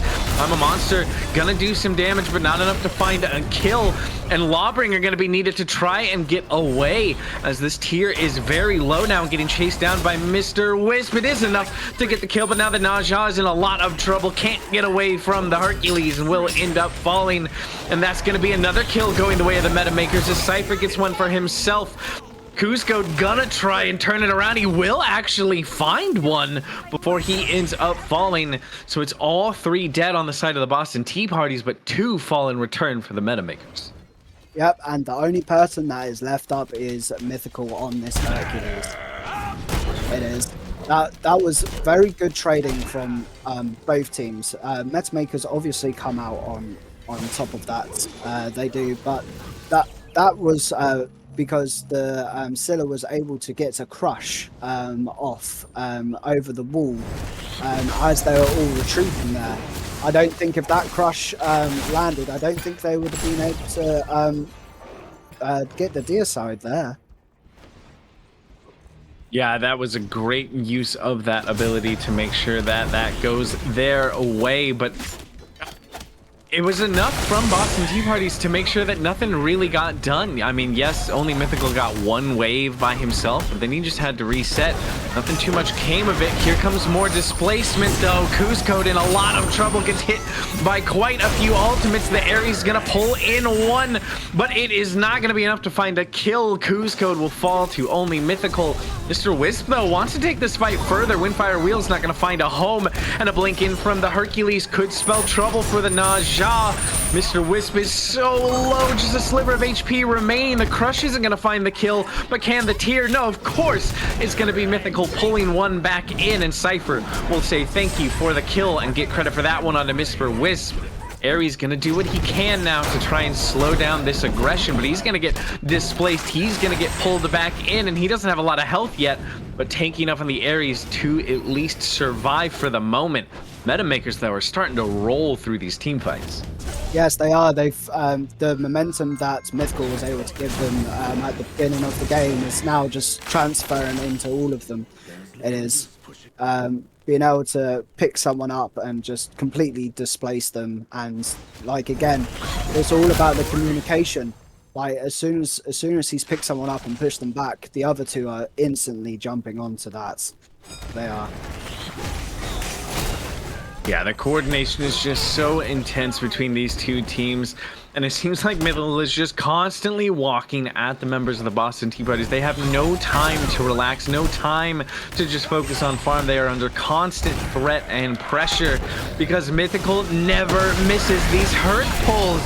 He has the hurt ultimate. The boulder not going to be enough to get the kill on a good shell just in time, but can't get away from the Lawbringer, and that will be a kill going the way of Tritix, but he's answered back by Scary Creep, at least getting that kill underneath the tower, and Mr. Wisp might try to shut down only Mythical, but there's a 3-level difference between the Naja and the Hercules, and there's just not enough damage to get that done, especially from a Naja that's kind of got a hybrid build going on at the moment. Yes, I can also see that he's picked up Runeforged Hammer as well, which means that when he actually stuns someone with any CC whatsoever, there's extra damage can be placed, and that's the effect there of the radius, and the damage can easily get transferred to both of his teammates. And Windfire Wheel's coming out, and the ult. He does take up the Scylla into the sky. Do they have enough damage on landing? They do. Mr. Wisp will get the first kill here, but he is low now. Uses the heal from the 2 to try and live a bit longer. He's running into the red buff pit with a sliver of HP, but he's managing to live for a lot longer than I would have thought. Good sash will buy some more time, and he's still alive. Cusco gets the kill, but he will end up falling to only Mythical. Can they get the kill in trade? Mythical with a sliver of HP, but he has time to get the blink off. There's no way he gets away with this. He gets to make it underneath the Phoenix and actually threatens Cusco there with a pull underneath said bird. This Hercules is just unkillable right now, but it was great play out of Mr. Wisp to live and allow his team to turn around something in return. No, that is... And he pulls in Persephone again. Oh no, he gets another kill there. Just finally gets shut down and will end up falling, but pulls in and makes sure that he at least takes Cusco with him. Yep, that was a very good trade for him there. I know he got the shut down on him, but being able to get that pick and be able to secure that kill, because I think he knew that they were going to come in, so he was dead, so he took the initiative on that. To be able to say, if I'm going to go down, you're coming with me. And that is just what Mythical has been doing this whole time. He has died twice, but he's level 14, has 6 kills, 5 assists, and very far into the build right now. And there's a lot of kind of sneaky damage items in his current build, right? I mean, Glad Shield gives a good amount of damage. The Stone of Binding is going to give more % damage. And the Manticore spikes as well. It's going to be just so hard for anybody to deal with him because of how tanky he is and how much damage he's going to have at the same time. Yes, but he's also picked up a Sunder as the Persephone ult comes out and misses, unfortunately. Yeah, field goal was good there as they just split the uprights, unable Kuzco to find that one, and is gonna get shoved underneath the tower once again. The boulder lands. I'm a Monster does not, but the Ares ult does at least force out the Lawbringer. Mr. Wisp takes a couple tower shots. Mythical's low. They could look to push this down. The flower not gonna be enough to find the kill. But it seems like there's this pressure coming out of Boston Tea Party is pretty good, but the Blink Fearless over the wall. Tritix is low, but does get a good amount of damage. Kuzco with a sliver of HP remaining, but they're gonna force this tower down, or at least try to. They might not have enough. No, Blink in from only Mythical. He does catch one, but not quite enough to find the kill. The flames burn away his health. Kuzco does dodge the two and is able to live for the time being, and now Mythical might be the one in trouble. Has the dash to buy some space, but he's still low. The sash lands, the Runeforge proc that you talked about, but they just don't have enough damage to kill this Hercules. No, that at the beginning of that fight, that was a very good sash from Mr. Whiffs to be able to get Kuzco out there. If he didn't land that sash there, I think Kuzco would have died to the Hercules right there. Yeah, that was his sashes have been very good. I mean, we've been talking up only Mythical the whole time because of the clinic that he's putting on in this show, but I feel like Mr. Wisp is doing something similar on the Naja. He's had, unfortunately, to use those Windfire Wheels kind of defensively a lot in this game and has fallen quite a bit because of the pressure, but he's been playing these team fights very well. It seems like doing a good job of keeping his team in this game. Might look to do it a little bit more as he takes Mythical into the sky with the Windfire Wheels landing down, but not going to be enough damage quite yet. I'm a Monster once again not going to find a home, but here comes the No Escape. Does pull into. Lots of damage going on to the side of the meta makers, but the tier does not care. Evil Display, regardless of how much health he has. Mythical though now low, Tritix low as well as Cypher, but they're all managing to stay alive as well as the tier 1 tower stays alive. Boston Tea Party felt like they were on the precipice of doing so much in that fight, didn't end up finding anything on the back of it. No, which is very unfortunate, to be absolutely honest, because they were all so low. And another thing as well is like everybody is round about the same sort of level as well. The only one that seems to be falling behind at the moment is Tier, unfortunately. But so it looks like Tier has got Crusher as well. So for some, I can understand it if you have Bluestone, but Tier doesn't have Bluestone at the moment. So he might get rid of his recipe and get the Bluestone later on. I can also see that he's got a bubble as well. And then he's also got Mantle of Discord. So when you reach a certain threshold, you become CC immune. You do, which against the team that he's against, I can understand, as well as the Magi's blessing as well. It gives you a little bubble that we call the dirty bubble, and he once that bubble is popped, you become CC immune. Oh, the Windfire Wheel's coming out just in time. Yeah, needed to use it defensively again, though. Has not been able to use it on the offense too much, but here comes the Blink No Escape from the air. He's trying to pull someone in, but there's those CC immune ults we talked about earlier. No one gets pulled, and now the fight moves into this red buff pit, and the Mantle proc saves the life of Tritix. You talked about it, and it just came to fruition right there. He's still low on this tier, but they're stepping up. They are unafraid. Kuzco has to use the beads to make sure that they live through the damage coming out from this Herc setup. The Ares chains will land onto Mythical. He takes a little bit of poke here. Might need to be a little bit careful because the sash lands and Kuzco has the damage with the help of Mr. Wisp to find that kill. Kuzco has the damage to get a double kill. And now Cypher's all alone. Surely the tier 1 tower will finally fall now, and Boston Tea Parties are starting to turn things in their favor more and more as time goes on here, 18 minutes into this game. Yep, like I said right at the beginning, it would be interesting to see how the Boston Tea Party, as they're given the Bull Demon here, will fight around all these CC immune ults. You see we saw in that last fight, all of them came out, but they were able to easily capitalize on that as well. Yeah, it has worked out in the previous games. They'll just grab the Bull Demon for themselves here.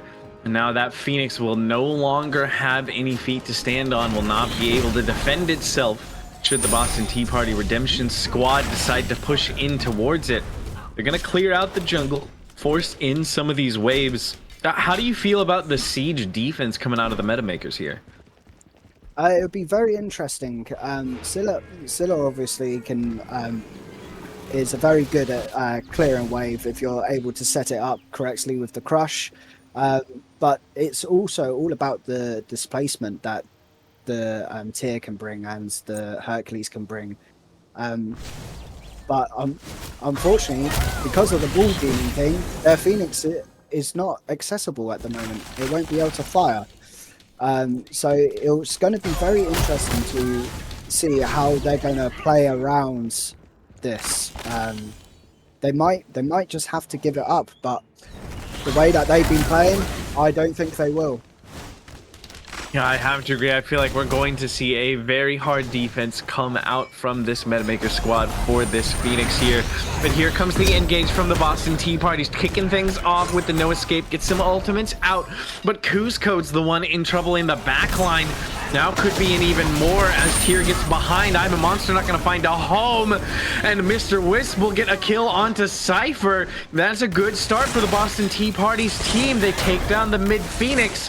They could look to walk into the throne room. They are going to. They're going to try and end here and force down this Titan. 2 members left for the Metamakers on the defense. It's both the frontliners. A good 2-man Fearless will slow down this fight. Mr. Wisp with a sliver of HP, but he's going to turn around and go back in. He will find the kill with the ring toss onto one. Kuzco will find the other, and no one is left standing. Boston Tea Party's Redemption will kill the Titan, and Metamakers will be sent packing. Yep. Boston Tea Party did very well there to play around all their CC immune ults at the start of that fight right there. They recognized that Scylla's beads were down, the I am a monster down, and instantly the Persephone ulted and stopped Scylla from being able to do anything there. And then the Mr. Wisp, Naja, instantly capitalized on that. Yeah, it was just great team play coming out of them, and they get the victory. I mean, we called Metamakers being the team to watch out for because of their cohesion, and they're taken out in the semifinals, don't even get to see the finals there. And that is just surprising to me. I gotta be honest, I haven't been vocal about my predictions, but I will admit every single one that I would have had has been wrong. I thought anyone over Kaio had it in round 1. Then I thought Steiner's Backpack had it in round 2. And then I thought Metamakers had it in this one. And I've just been wrong every time, so I guess whoever I pick to win is just destined to lose here. Oh, that's very true. Unfortunately, but congratulations to the Boston Tea Party from getting through to the finals. But unfortunately, the Metamakers will have to go home here. They will do. Yeah, congrats to that Boston squad that will have to find out who they're facing in the finals in just a few moments. We're going to go to a quick break before we come back with even more 3-on-3 action.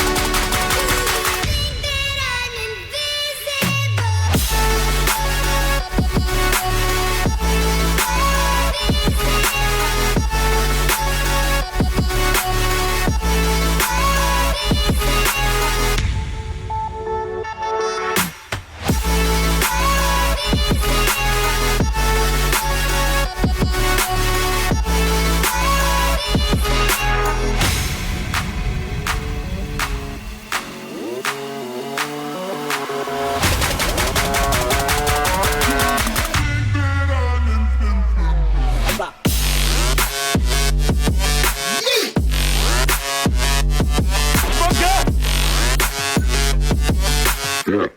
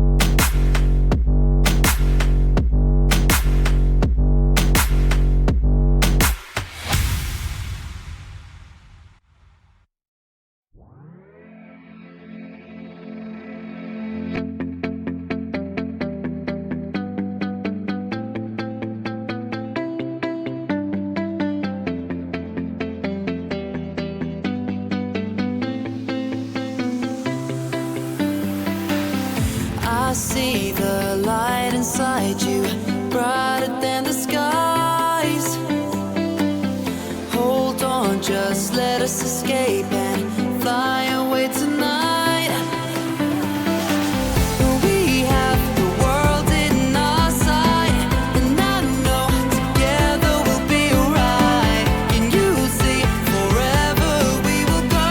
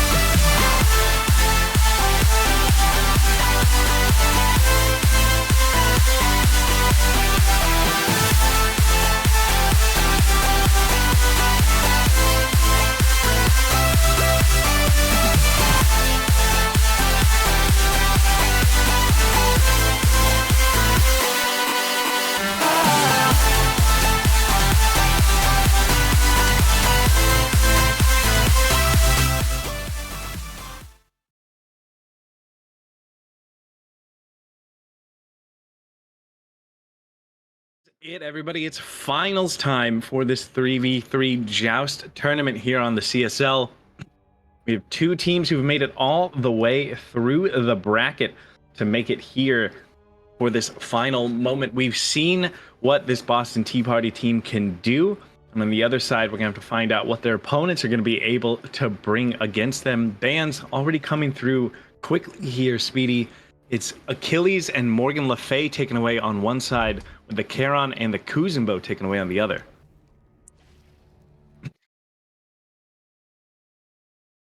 Looks like there was just a little bit of a lobby crash, though, so we're going to cut to a quick break while the players get the issues fixed there, and we'll be right back in just...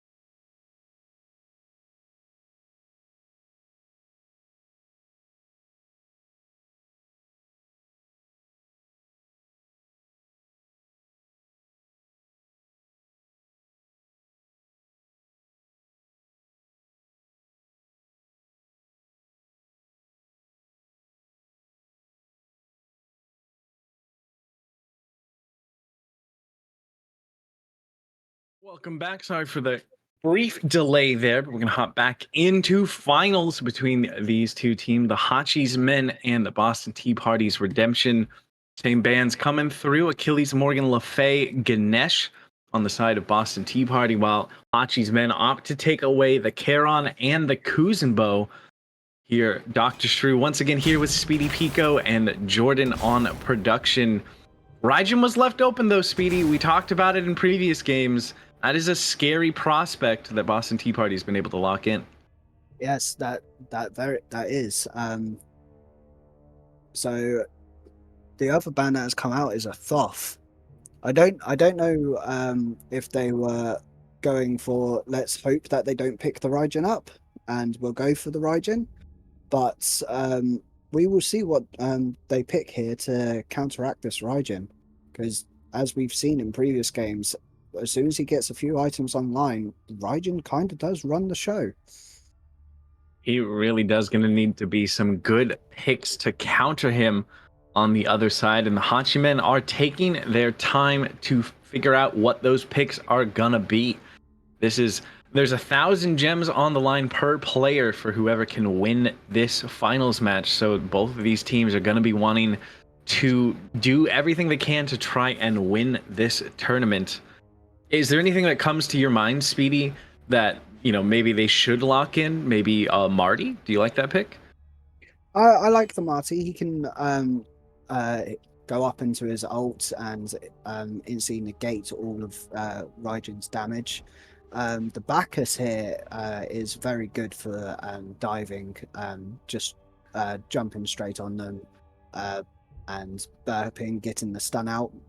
Maybe if someone gets beads, that's it can be very bees worthy sometimes, depending on what your position is. If you're too far forward, you're going to have to beads that burp to be able to get away as well. Yeah, lots of pressure coming out from both the Bacchus and the Marty. I feel like it's a fairly good answer back to the Raijin, but there are still lots of picks left open for this Boston Tea Party to lock in to pair up with said Raijin. We've seen double frontline work in the past. We've seen this Boston Tea Party team go for kind of like double hybrid frontline in a certain way, with Mr. Wisp piloting that Naja, which is still open. Do you think Naja is a good pick into what the Hachi's Men have so far?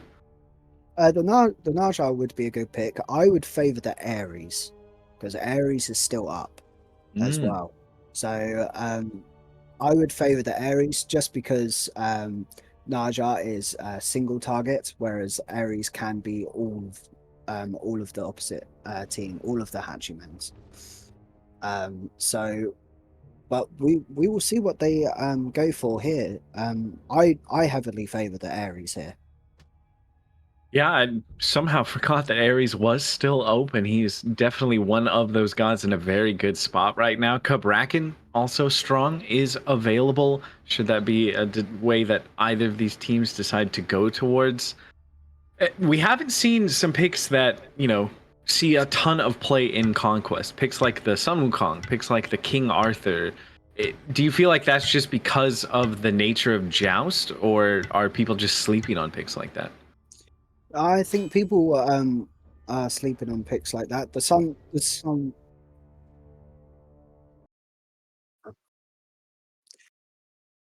So unfortunately, we've had another crash. So we will be right back as we sort this out.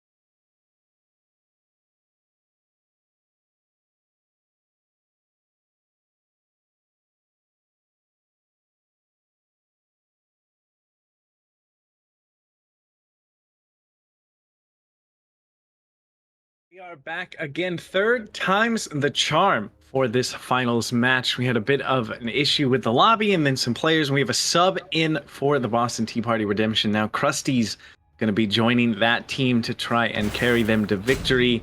Picks and bans will be the same going through here, so the teams have had plenty of time to figure out what they want to lock in, what they want to play, knowing what has already been locked in for both sides.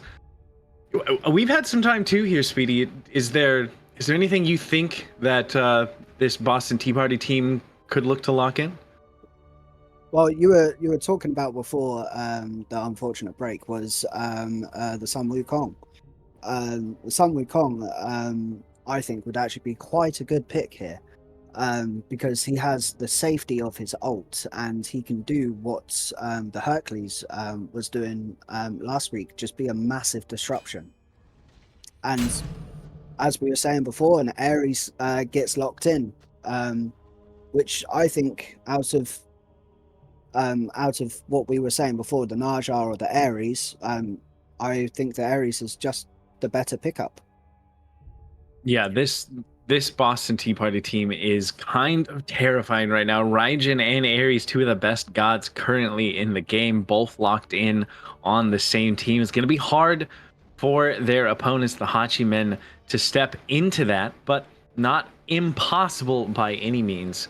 As we move into the second phase of bans to see what these teams don't want to go against and what they're going to opt to take off the board here. Yeah, so it would be very interesting to see if the Boston Tea Party go for the same sort of composition that they did last game, even though they do have a sub. So, for example, they could pick up the Naja again. Don't know if Crust is confident on Naja, but you've got other people like, for example, Fenrir is always quite good for burning beads. And then we've also got Thor as well that could fit into that team very well. Well, they do not want to play against a Persephone. They're going to ban that one away from the side of the Hachi men. It's answered back by Ajiba Lanke in response. These teams are taking their time. I mean, like we've said before, this is the finals. There are a lot of gems on the line right now. Even with a sub, you're definitely going to want to be putting your best foot forward to make sure that you win these. And we haven't had a chance to see the Hachi men play yet here today in this tournament, but they've made it to the finals. So obviously they have a good level of team cohesion and playmaking abilities to be able to put themselves here in this position. And I for one, am excited to see how they kind of play with this Bacchus Marticarus that they've put together for themselves so far. Yes, well, they've made it this far. So they've obviously got some game plan. As we can actually see a Cabrakan coming out in the last ban for the Boston Tea Party. It'll be very interesting to see, and a Hachi man getting banned away from that Hachi man's men. So Banning away their namesake. I That should be know illegal. it shouldn't be allowed. They should always be having a Hachi. They will take it off the board, though, as you said, and that leaves us with what their final pick is going to be. Are they going to go the route of the double front line and just play Protect the President with Marticarus, or do you think they're going to pick up another carry, just knowing that their Bacchus is going to be enough for the peel and the engage? I think with Marty's burst damage, I think they could probably get away with going for maybe a bruiser type warrior, or even a bruiser assassin that we've been seeing as well. Yeah, that's definitely something that they could opt to go for. Raptor is a jungler most of the time, so he could pick up something like that. But they're going to prove us both wrong and hover this Discordia instead, trusting in the Bacchus to be enough frontline to just give space towards this Marty and the Disco together. That's going to be a lot of burst damage coming out from the Hachi men. Yes, a lot of burst damage and also a lot of CC as well, as a Shiver is looking to get picked up here, getting hovered. This will be a very interesting. he can do exactly the same thing as we've seen the Hercules do. Give his team a lot of space. He can do. He's got the safety, and Krusty absolutely loves his Shiva as well. So it's going to be very interesting to see how they actually play around this. Yeah, comfort is always important, especially in moments like this where you're trying to win the finals. Just play something you're comfortable on, something you know you can perform on, regardless of the meta. And I don't even feel like Shiva is in a bad spot right now. You can definitely do a lot in the current moment to just get the work done, like you said, create a ton of space.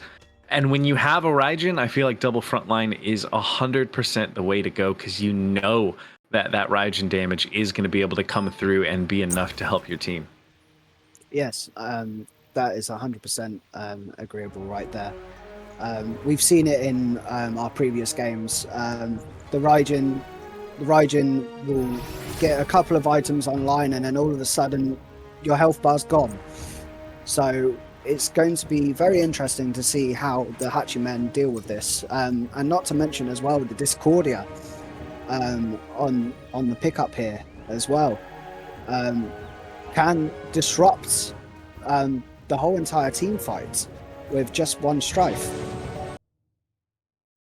Yeah, 100%. That's going to be a very back and forth match, or at least it could be.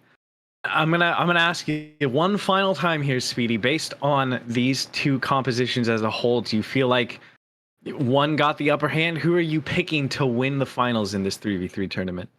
To be absolutely honest, I think it's about even here. It all depends on where everyone places. Like I said, this Discordia with her Strife, the Martigarus with his burst damage as well, and then you've got Raijin and Shiva on the other team. Shiva giving them so much space. Raijin, as soon as he gets the items that he needs, will deal the damage that they want. And their Absolution getting picked up here. I love it. I like that. I do. The fact that they've got two magicals. Every time you're ult, you have a pulse that gives you and your allies CC immunity as well. So that is a direct counter right there for the Ares, which is a very good pickup. Yeah, Absolution feels so good into gods like Ares. I love the fact that not only did the Hachis men recognize that and pick it up, but they picked it up early. They picked it up first, so they will immediately have access to that kind of CC immunity for the team anytime that Jaeger decides to hit that ult button. Be able to save the life of anyone that is trying to get pulled in, or trying not to, I guess, get pulled in by the no escape. Great overall first item here. Yep, that item will mean that they need to communicate a lot there. So, for example, if the Marty has his beads down and his ult isn't up, but the Bacchus has his ult up, he'll most probably be telling his Bacchus that I don't have anything up to be able to escape this Ares. And the Marty burst damage straight away right there coming out. Yeah, Kuzco definitely felt that. Just a little preview of what Martigarus is going to be able to do. The god that has just been so strong for so long. Ate quite a bit of nerfs on the most recent patch, but still in a pretty decent spot. Maybe just not as busted as before, but still able to get a lot of work done. And Kuzco learned that the hard way, getting poked out to around half HP, but has started to tick back up. Is there a team? Oh, what a strife, actually, to interrupt my thought, and that might be the go button. Jaeger jumps in to try and find something more. They won't be able to find a pick onto Kuzco. It seems like, though, they've recognized this Raijin is going to be the problem, are already starting to focus on. Yes, they are. The other thing about Martigarus as well is his 3, the bushes. That's you can easily set up traps with that, which is going to be very interesting to see. And we can also see, if you look, that Discordia doesn't have a recipe.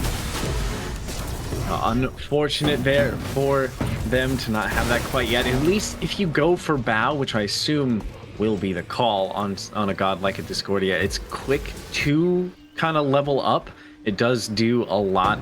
You know, you just have to spend mana and deal damage with your abilities, which as a mage, fairly easy to do. You just gotta kind of play the game, and it'll start stacking. So there is a chance for them to still pick that up, assuming that they also recognize they don't have the recipe. Fight breaking out in the mid lane forces out the beads on the Raijin, though, who does get hit by the stun, but has the dash over the wall to stay safe. Is trying to turn around some damage in response. His Raptor was very low as well, but no blood spilt yet. 2.5 minutes into the game. No, it would be very interesting to see if this Discordia does back and recognizes that they don't have a recipe. And we see here that Cusco is on half health, still looking to push up this wave. He's got to be very careful here with his positioning. Yeah, don't want to get caught out, don't want to get poked out even further. But it's level 5 now, so has a bit of extra safety with the CC immunity in the ult and to be able to fear people away. So maybe feeling safe because that red buff spawns, and that might have been the reason that they were sticking around, not wanting to give this up. A 2-man strike though, and Jaeger goes in, and Death from Above will make sure that the kill goes the way of Hachi's men. Jaeger picking up that one, no escape to pull someone in, but there's that absolution to make sure that no one gets pulled. Lots of damage going the way of the Boston Tea Party there. The 2 remaining members do get to live, but not with a lot of HP, and that allows red buff to go the way of Hachi's men. Yep, it's just like I said, Cusco just had to be a bit more careful about his position there, and it was very good from the Bacchus right there to recognize that he was able to jump in onto the strife to get the first kill of the game. And if Lior can continue to hit these strifes that we've already seen them hit over and over again on this Discordia, it's just going to be so hard to deal with. They know exactly where Cusco is as well. Wards still important, even on a much smaller map like Joust. Vision wins game, it's a saying for a reason, and it's already helping out this Hachi's men squad. Yep, I totally agree with that. Because the more wards you have out, the more you can recognize where the enemy team is rotating, so you can even set up traps and maybe pick someone off right there. Seems like Lior just doesn't feel like cooking today, not picking up that recipe, maybe just feeling like it's too late, or just still hasn't remembered. I know I'm horrible about trying to remember recipes. It just breaks the flow of I'm used to trying to buy items at the beginning of the game. And it seems to be, I mean, if you hit that many strifes, I guess who needs a recipe if you're just going to continue to land all those abilities. There's a bit of aggression coming out from the Shiva, walking right up to the tower, but there's another 2-man strife to just get some more poke damage. It's just gotta be so annoying for the Boston Tea Party to deal with. And here's the combo again. Good dash away will keep Cusco alive for the time being, but can he impact this fight at all? What does have the ult, starts to throw out some damage, is pulling them back in, but it's not going to be enough to find the kill quite yet. And actually, Cusco's the one in trouble. And that will be a kill going the way of Raptor. Fight not done yet, though, as the Disco is very low in the backline there, but look at the peel, look at the damage turning back around. Scary Creep in a lot of trouble. Do they have enough to finish it? Yes, maybe they do. That will go the way of Jaeger. That was so close. I thought for a second Scary Creep might be able to make it back out, but that's another pick going the way of Hachi's men, who are off to a fiery start here in the finals. Yes, they are, and that was a very good engage from the backers there, jumping in straight away onto Cusco, being able to make sure that the Marty got the kill onto Cusco, and then immediately came back to peel for the Discordia. Very good play right there. Lior has opted for the Charon's coin, second overall on this Discordia. Takes a while to stack that item. Do you feel like it's gonna be able to be stacked in the shorter length time that Joust games bring?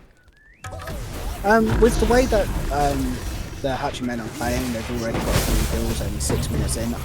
I think that they can easily get this stacked if they keep up the momentum that they have.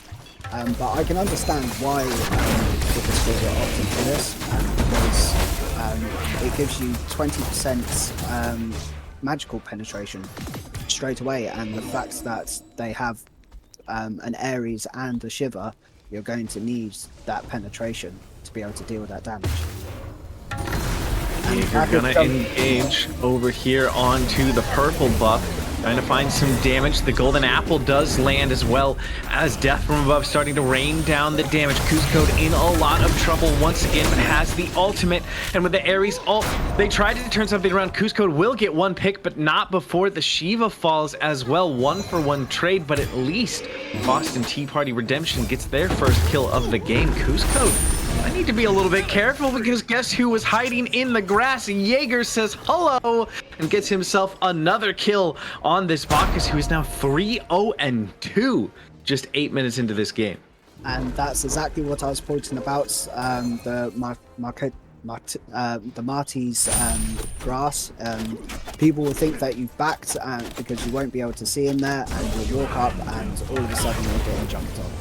So that was very good play there by both of them. We got another moment of vision wins game, or this time it was lack thereof. The vision caught out one. Still trying to get aggressive. I do like that we're, even with the fact that they've kind of fallen behind, their fights are not always going their favor. It hasn't stopped Boston Tea Party for wanting to try and take these fights. They're not hiding underneath their tower. They're trusting in their ability to at least step up and take these fights against what the Hachi's men are bringing. Yes, well, one good team fight in the favor of Boston Tea Party. One Deicide, they're back in this game straight away. They are. So I can understand why they're not hitting the brake pedal and they're just going for the gas straight away. Looks like already we see Raptor has that fail knot online as well on the Marticrus. That ability crit build well underway. Gonna definitely start swinging as Jaeger has just been such a menace on this Bacchus as well. His initiation has been good time and time again to make sure that the Hachi men are feeling comfortable in this game. Yes, and Jaeger on this Bacchus is actually a very good pick as well, because his ability 3, his burp, actually also has anti-heal on it as well, so that takes away Shiva's ability to heal. Very good point. A bit of a counter matchup there. And speaking of healing, Shiva has to go into the ult defensively there to try and stay topped up from the poke damage that's just coming out from this Hachi's men squad. No escape going to be used though. Forces out the Marticrus ult. But look at the damage going on to the Shiva. The golden apple just barely off the mark.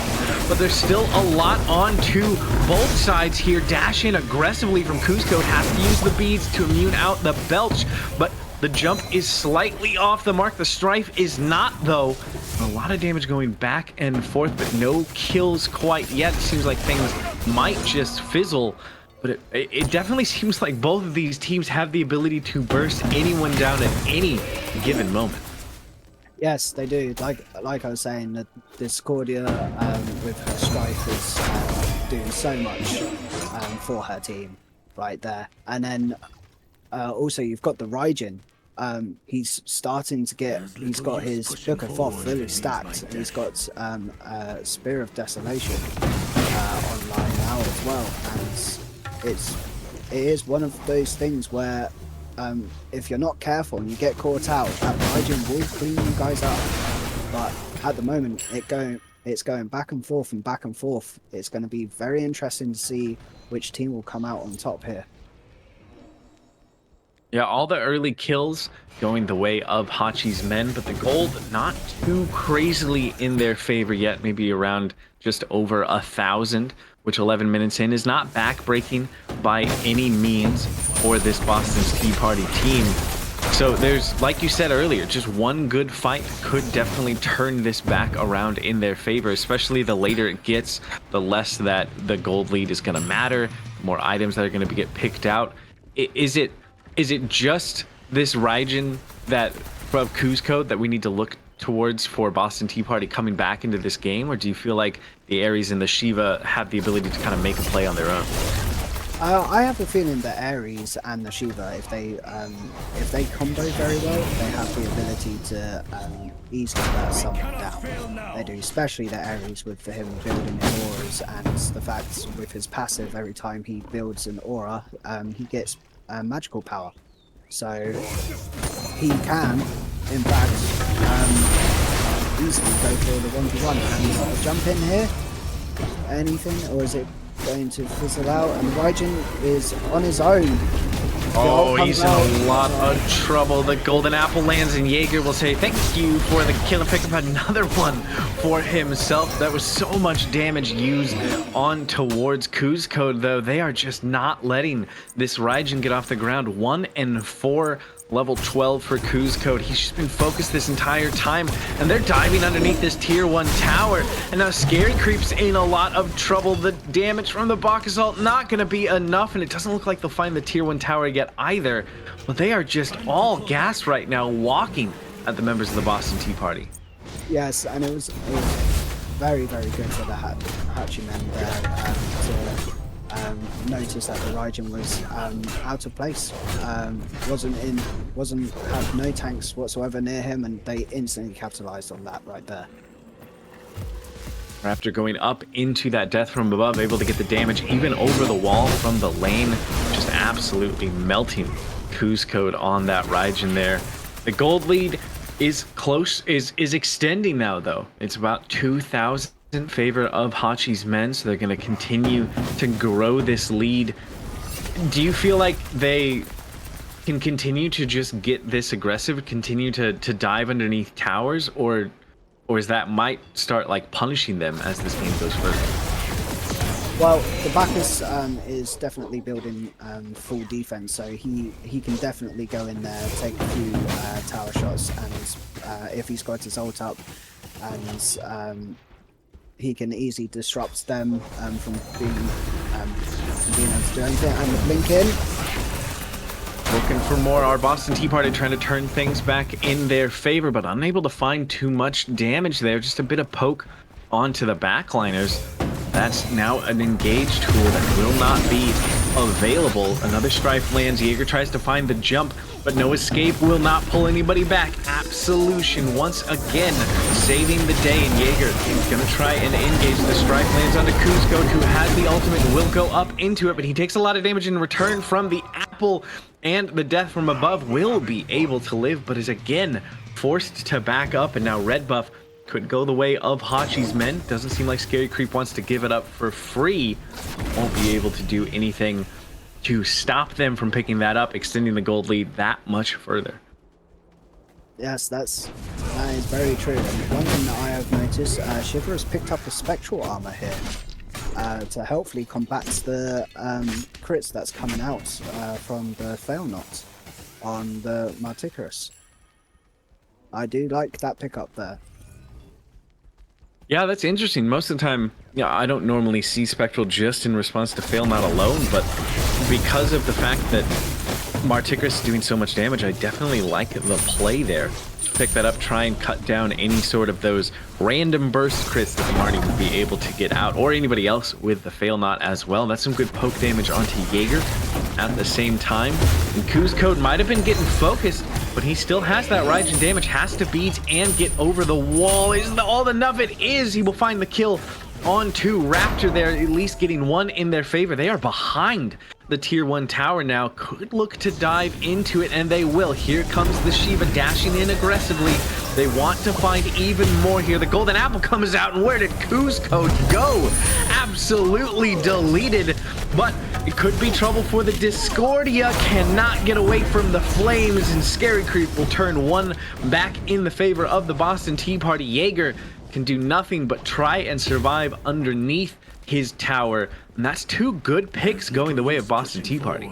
And that's exactly what they needed as well, being able to get those picks. Unfortunately, yes, it was Kuzco that fell, but at the same time they were able to get 2 picks off of that, so which will slowly edge them back into this game. Jaeger on this box, I mean, are we sure he's the support? My man is 4-0 and 3 right now on this Bacchus, full defense, but he is just running the show at the moment. He's able to follow up on the damage. He's just looking so good, and here he goes again, jumping on towards the Raijin, just being so annoying. No escape going to be used in response, pulls in just Jaeger, but no damage. They do get the Death from above ult out of Raptor though, so he won't have that extra level of safety for the next minute or so. Yes, he doesn't have that safety there, but he does still have his beads up.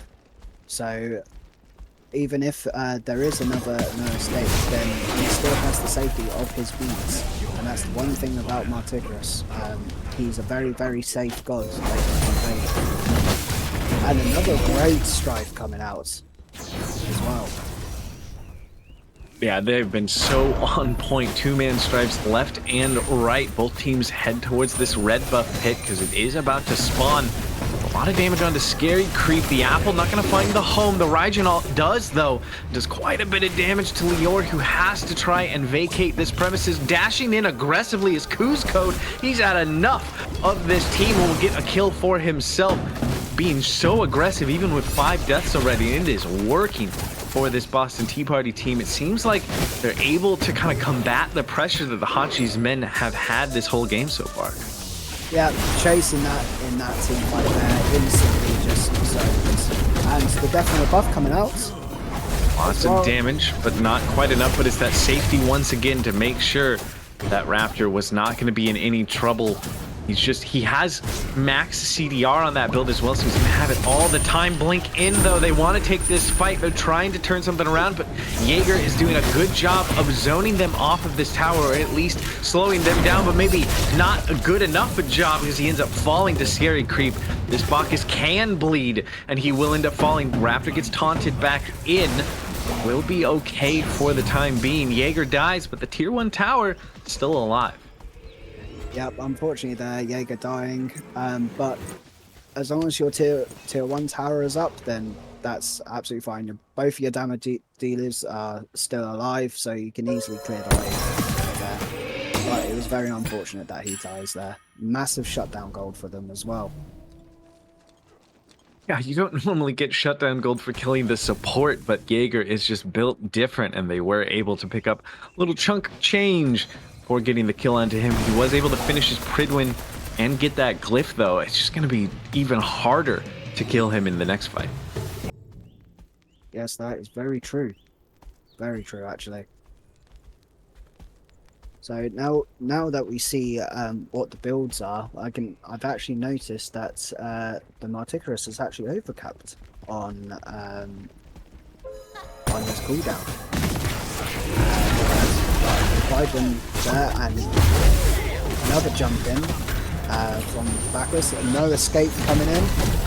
Blink all, but Absolution is good. Actually, a bit of miscommunication there. Death from above not needed because the Absolution proc was there, but I guess better safe than sorry for Raptor, who won't have that extra level of safety, but still has, no, excuse me, does not have the beads, so could be in a bit of trouble should this Boston Tea Party team decide to look the Martigrus, and they will start charging forward now, maybe realizing that exact thing. But Jaeger is here with the peel, Jaeger is here with the knockup. Lots of damage going both directions, but here comes the Kuzcode ult. Look at the damage coming out of the Raijin, continually taunting Raptor back in, who has to be careful. The Golden Apple lands, what a strife, and the disco damage is huge. The tier 1 tower will fall, but so will Raptor, who cannot make it out of there. Scary Creep gets credit for that one, and will be able to live. These strifes are insane out of Lior, but just not enough to get the kill. Sub 200 health for Scary Creep will be able to get the back off and make it out, and that was a good fight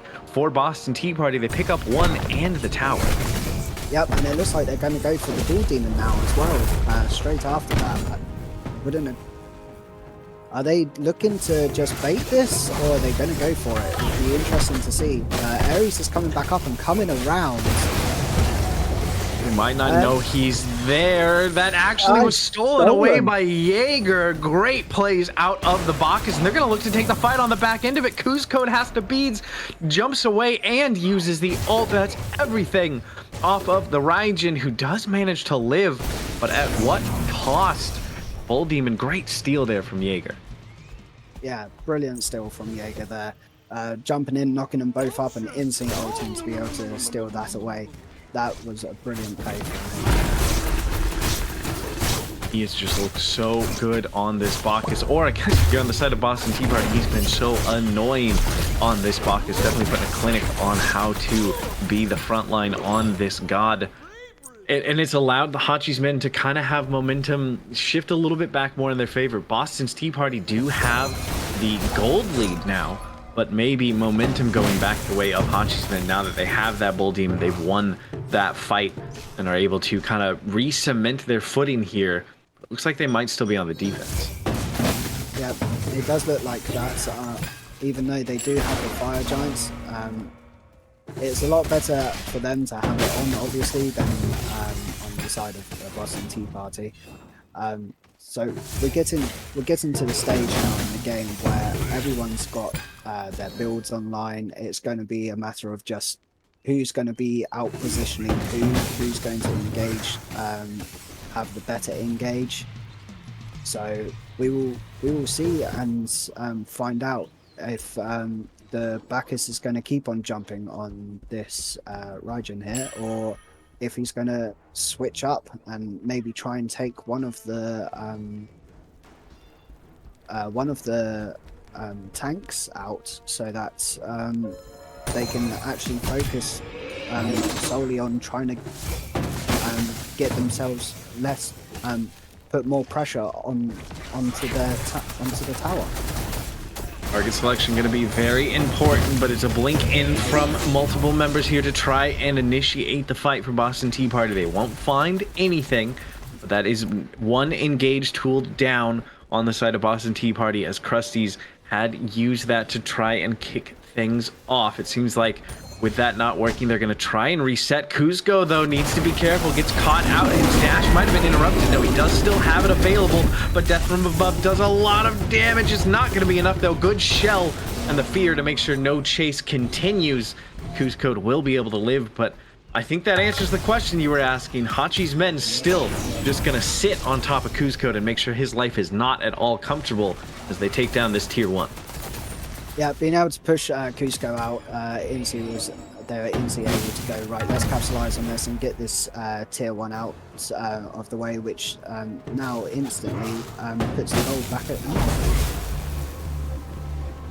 Yeah, it does. It's a very even game. Kills 6-7, gold even, 20, almost 25 minutes into this game. And as you mentioned, everybody pretty much full build now. Everybody getting closer and closer, or already at level 20 if you are Kuzco.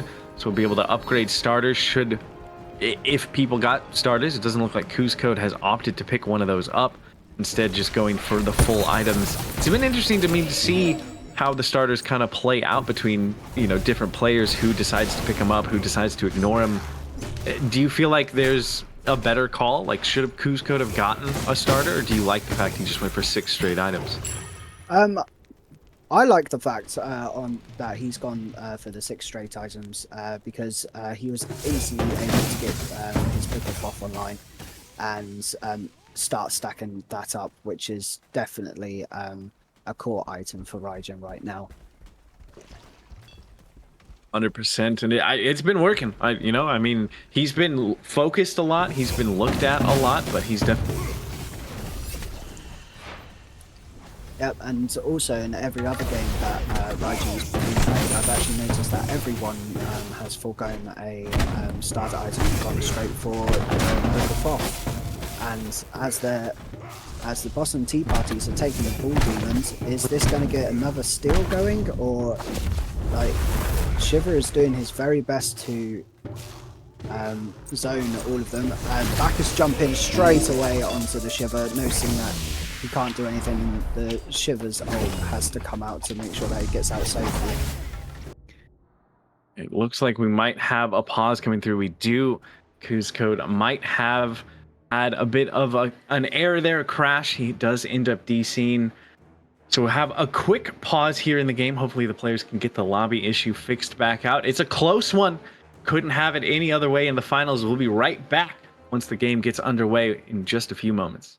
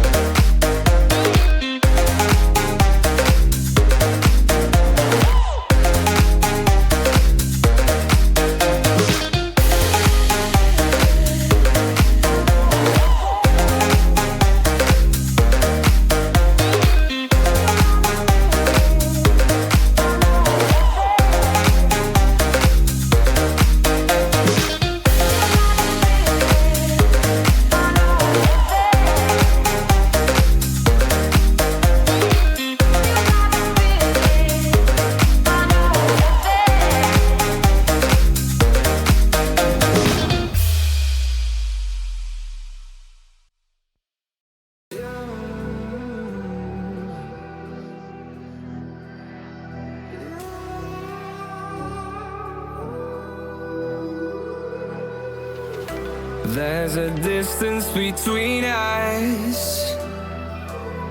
It's getting hard to reach out. Haven't seen you in seasons,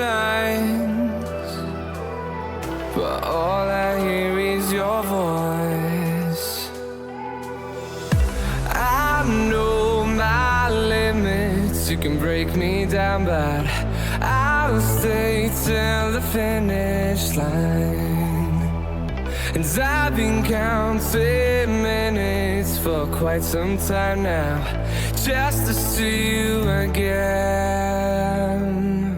And I've been counting days to get away, to see you again, see you again. Been fighting ways to get away, to see you again, see you again.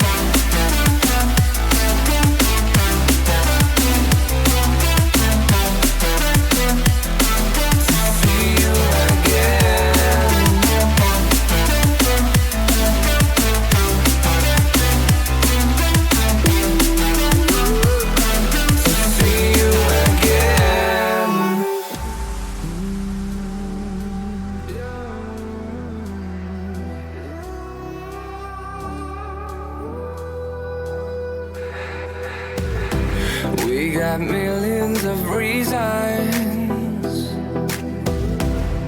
to let it all go. Hope we're not too broken. I know I'm not always strong, and I've been counting days to get away, to see you again, see you again. Been fighting ways to get away, to see you again, see you again.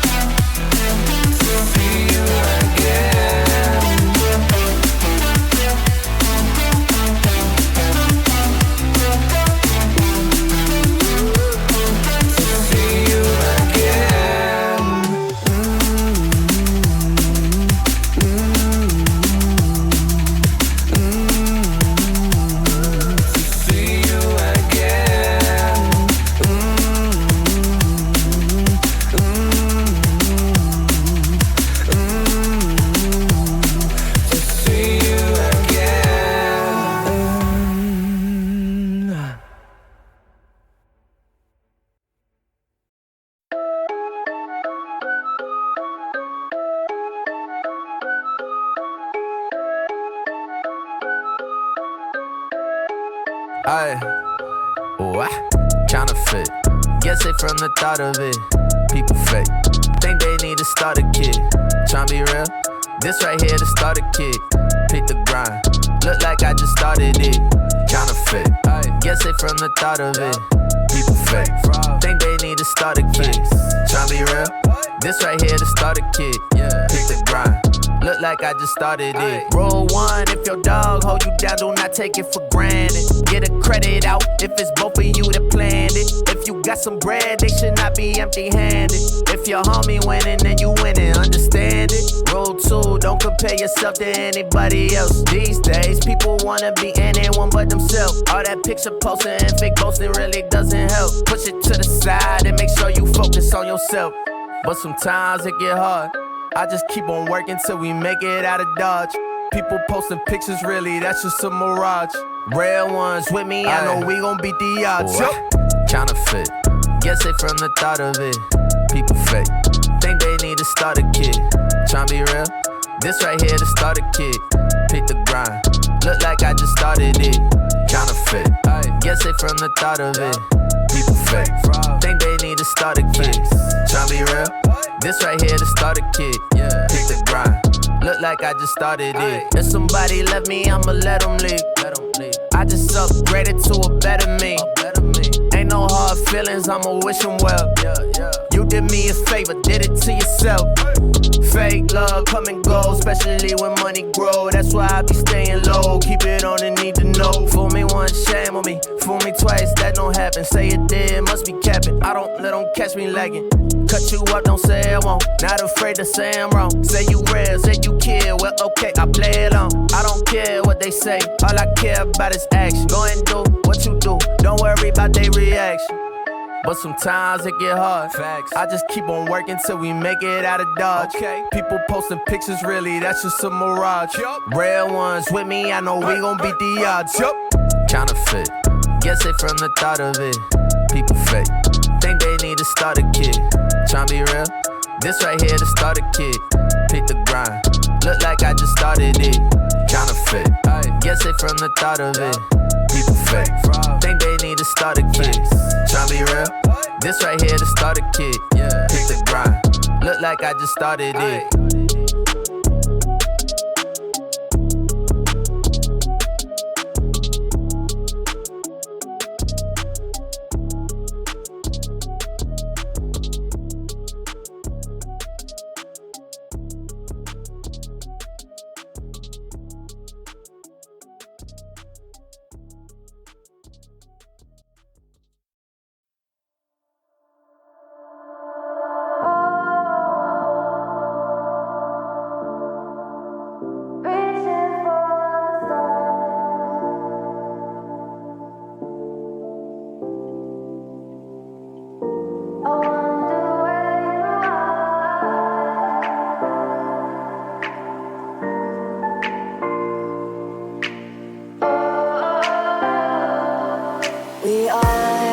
We are dreaming in the dark. We are nothing more than dust.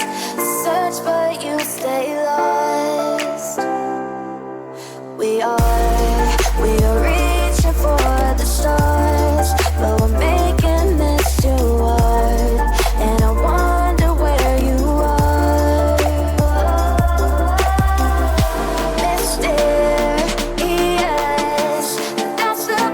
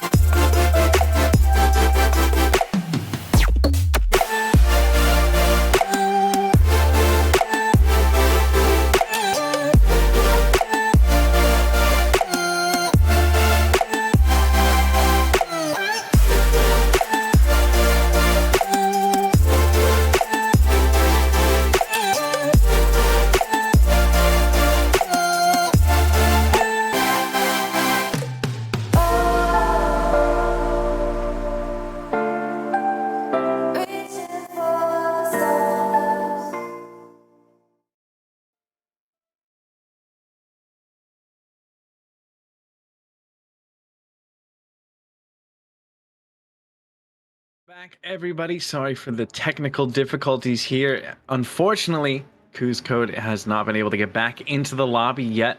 And so we'll have to finish this finals match out 2v3, and hopefully he can join back in shortly. And we'll be able to continue back into this game because it is a close one, and it's going to be hard for Boston Tea Party if they don't have their Raijin to eke out the win here, but not impossible, right? I mean, they still have a lot of good tools available to them. We'll be unpausing shortly to see how this plays out, Speedy. Yeah, it is unfortunate that Cusco can't get back in, but he is level 20. So if he does get back in, he doesn't really have to catch up in levels or anything like that.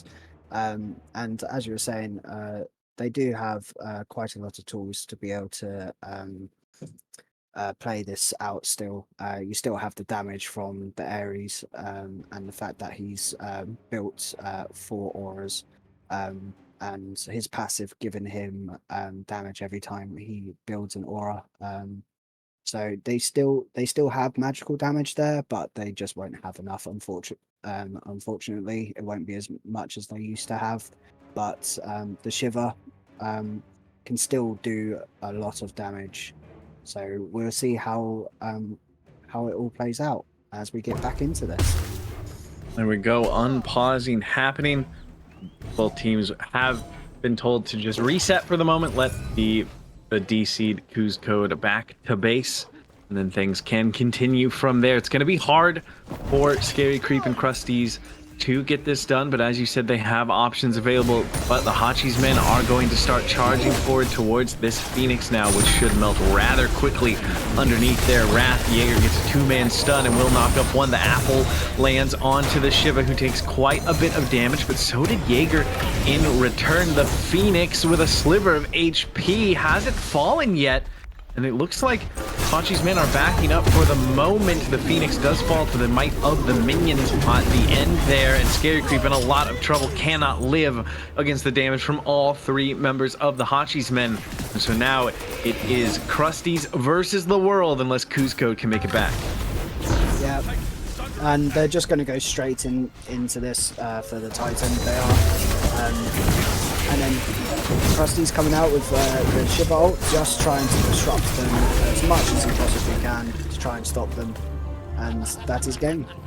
Not gonna be enough. Hachi's men, in unfortunate circumstances, do crown themselves the victors of this tournament and will take the prizing that goes along with it. Boston Tea Party put up one hell of a fight, though, even with Kuzco DC, and they did what they could, but it's just 2v3, just too hard for anybody to fight into.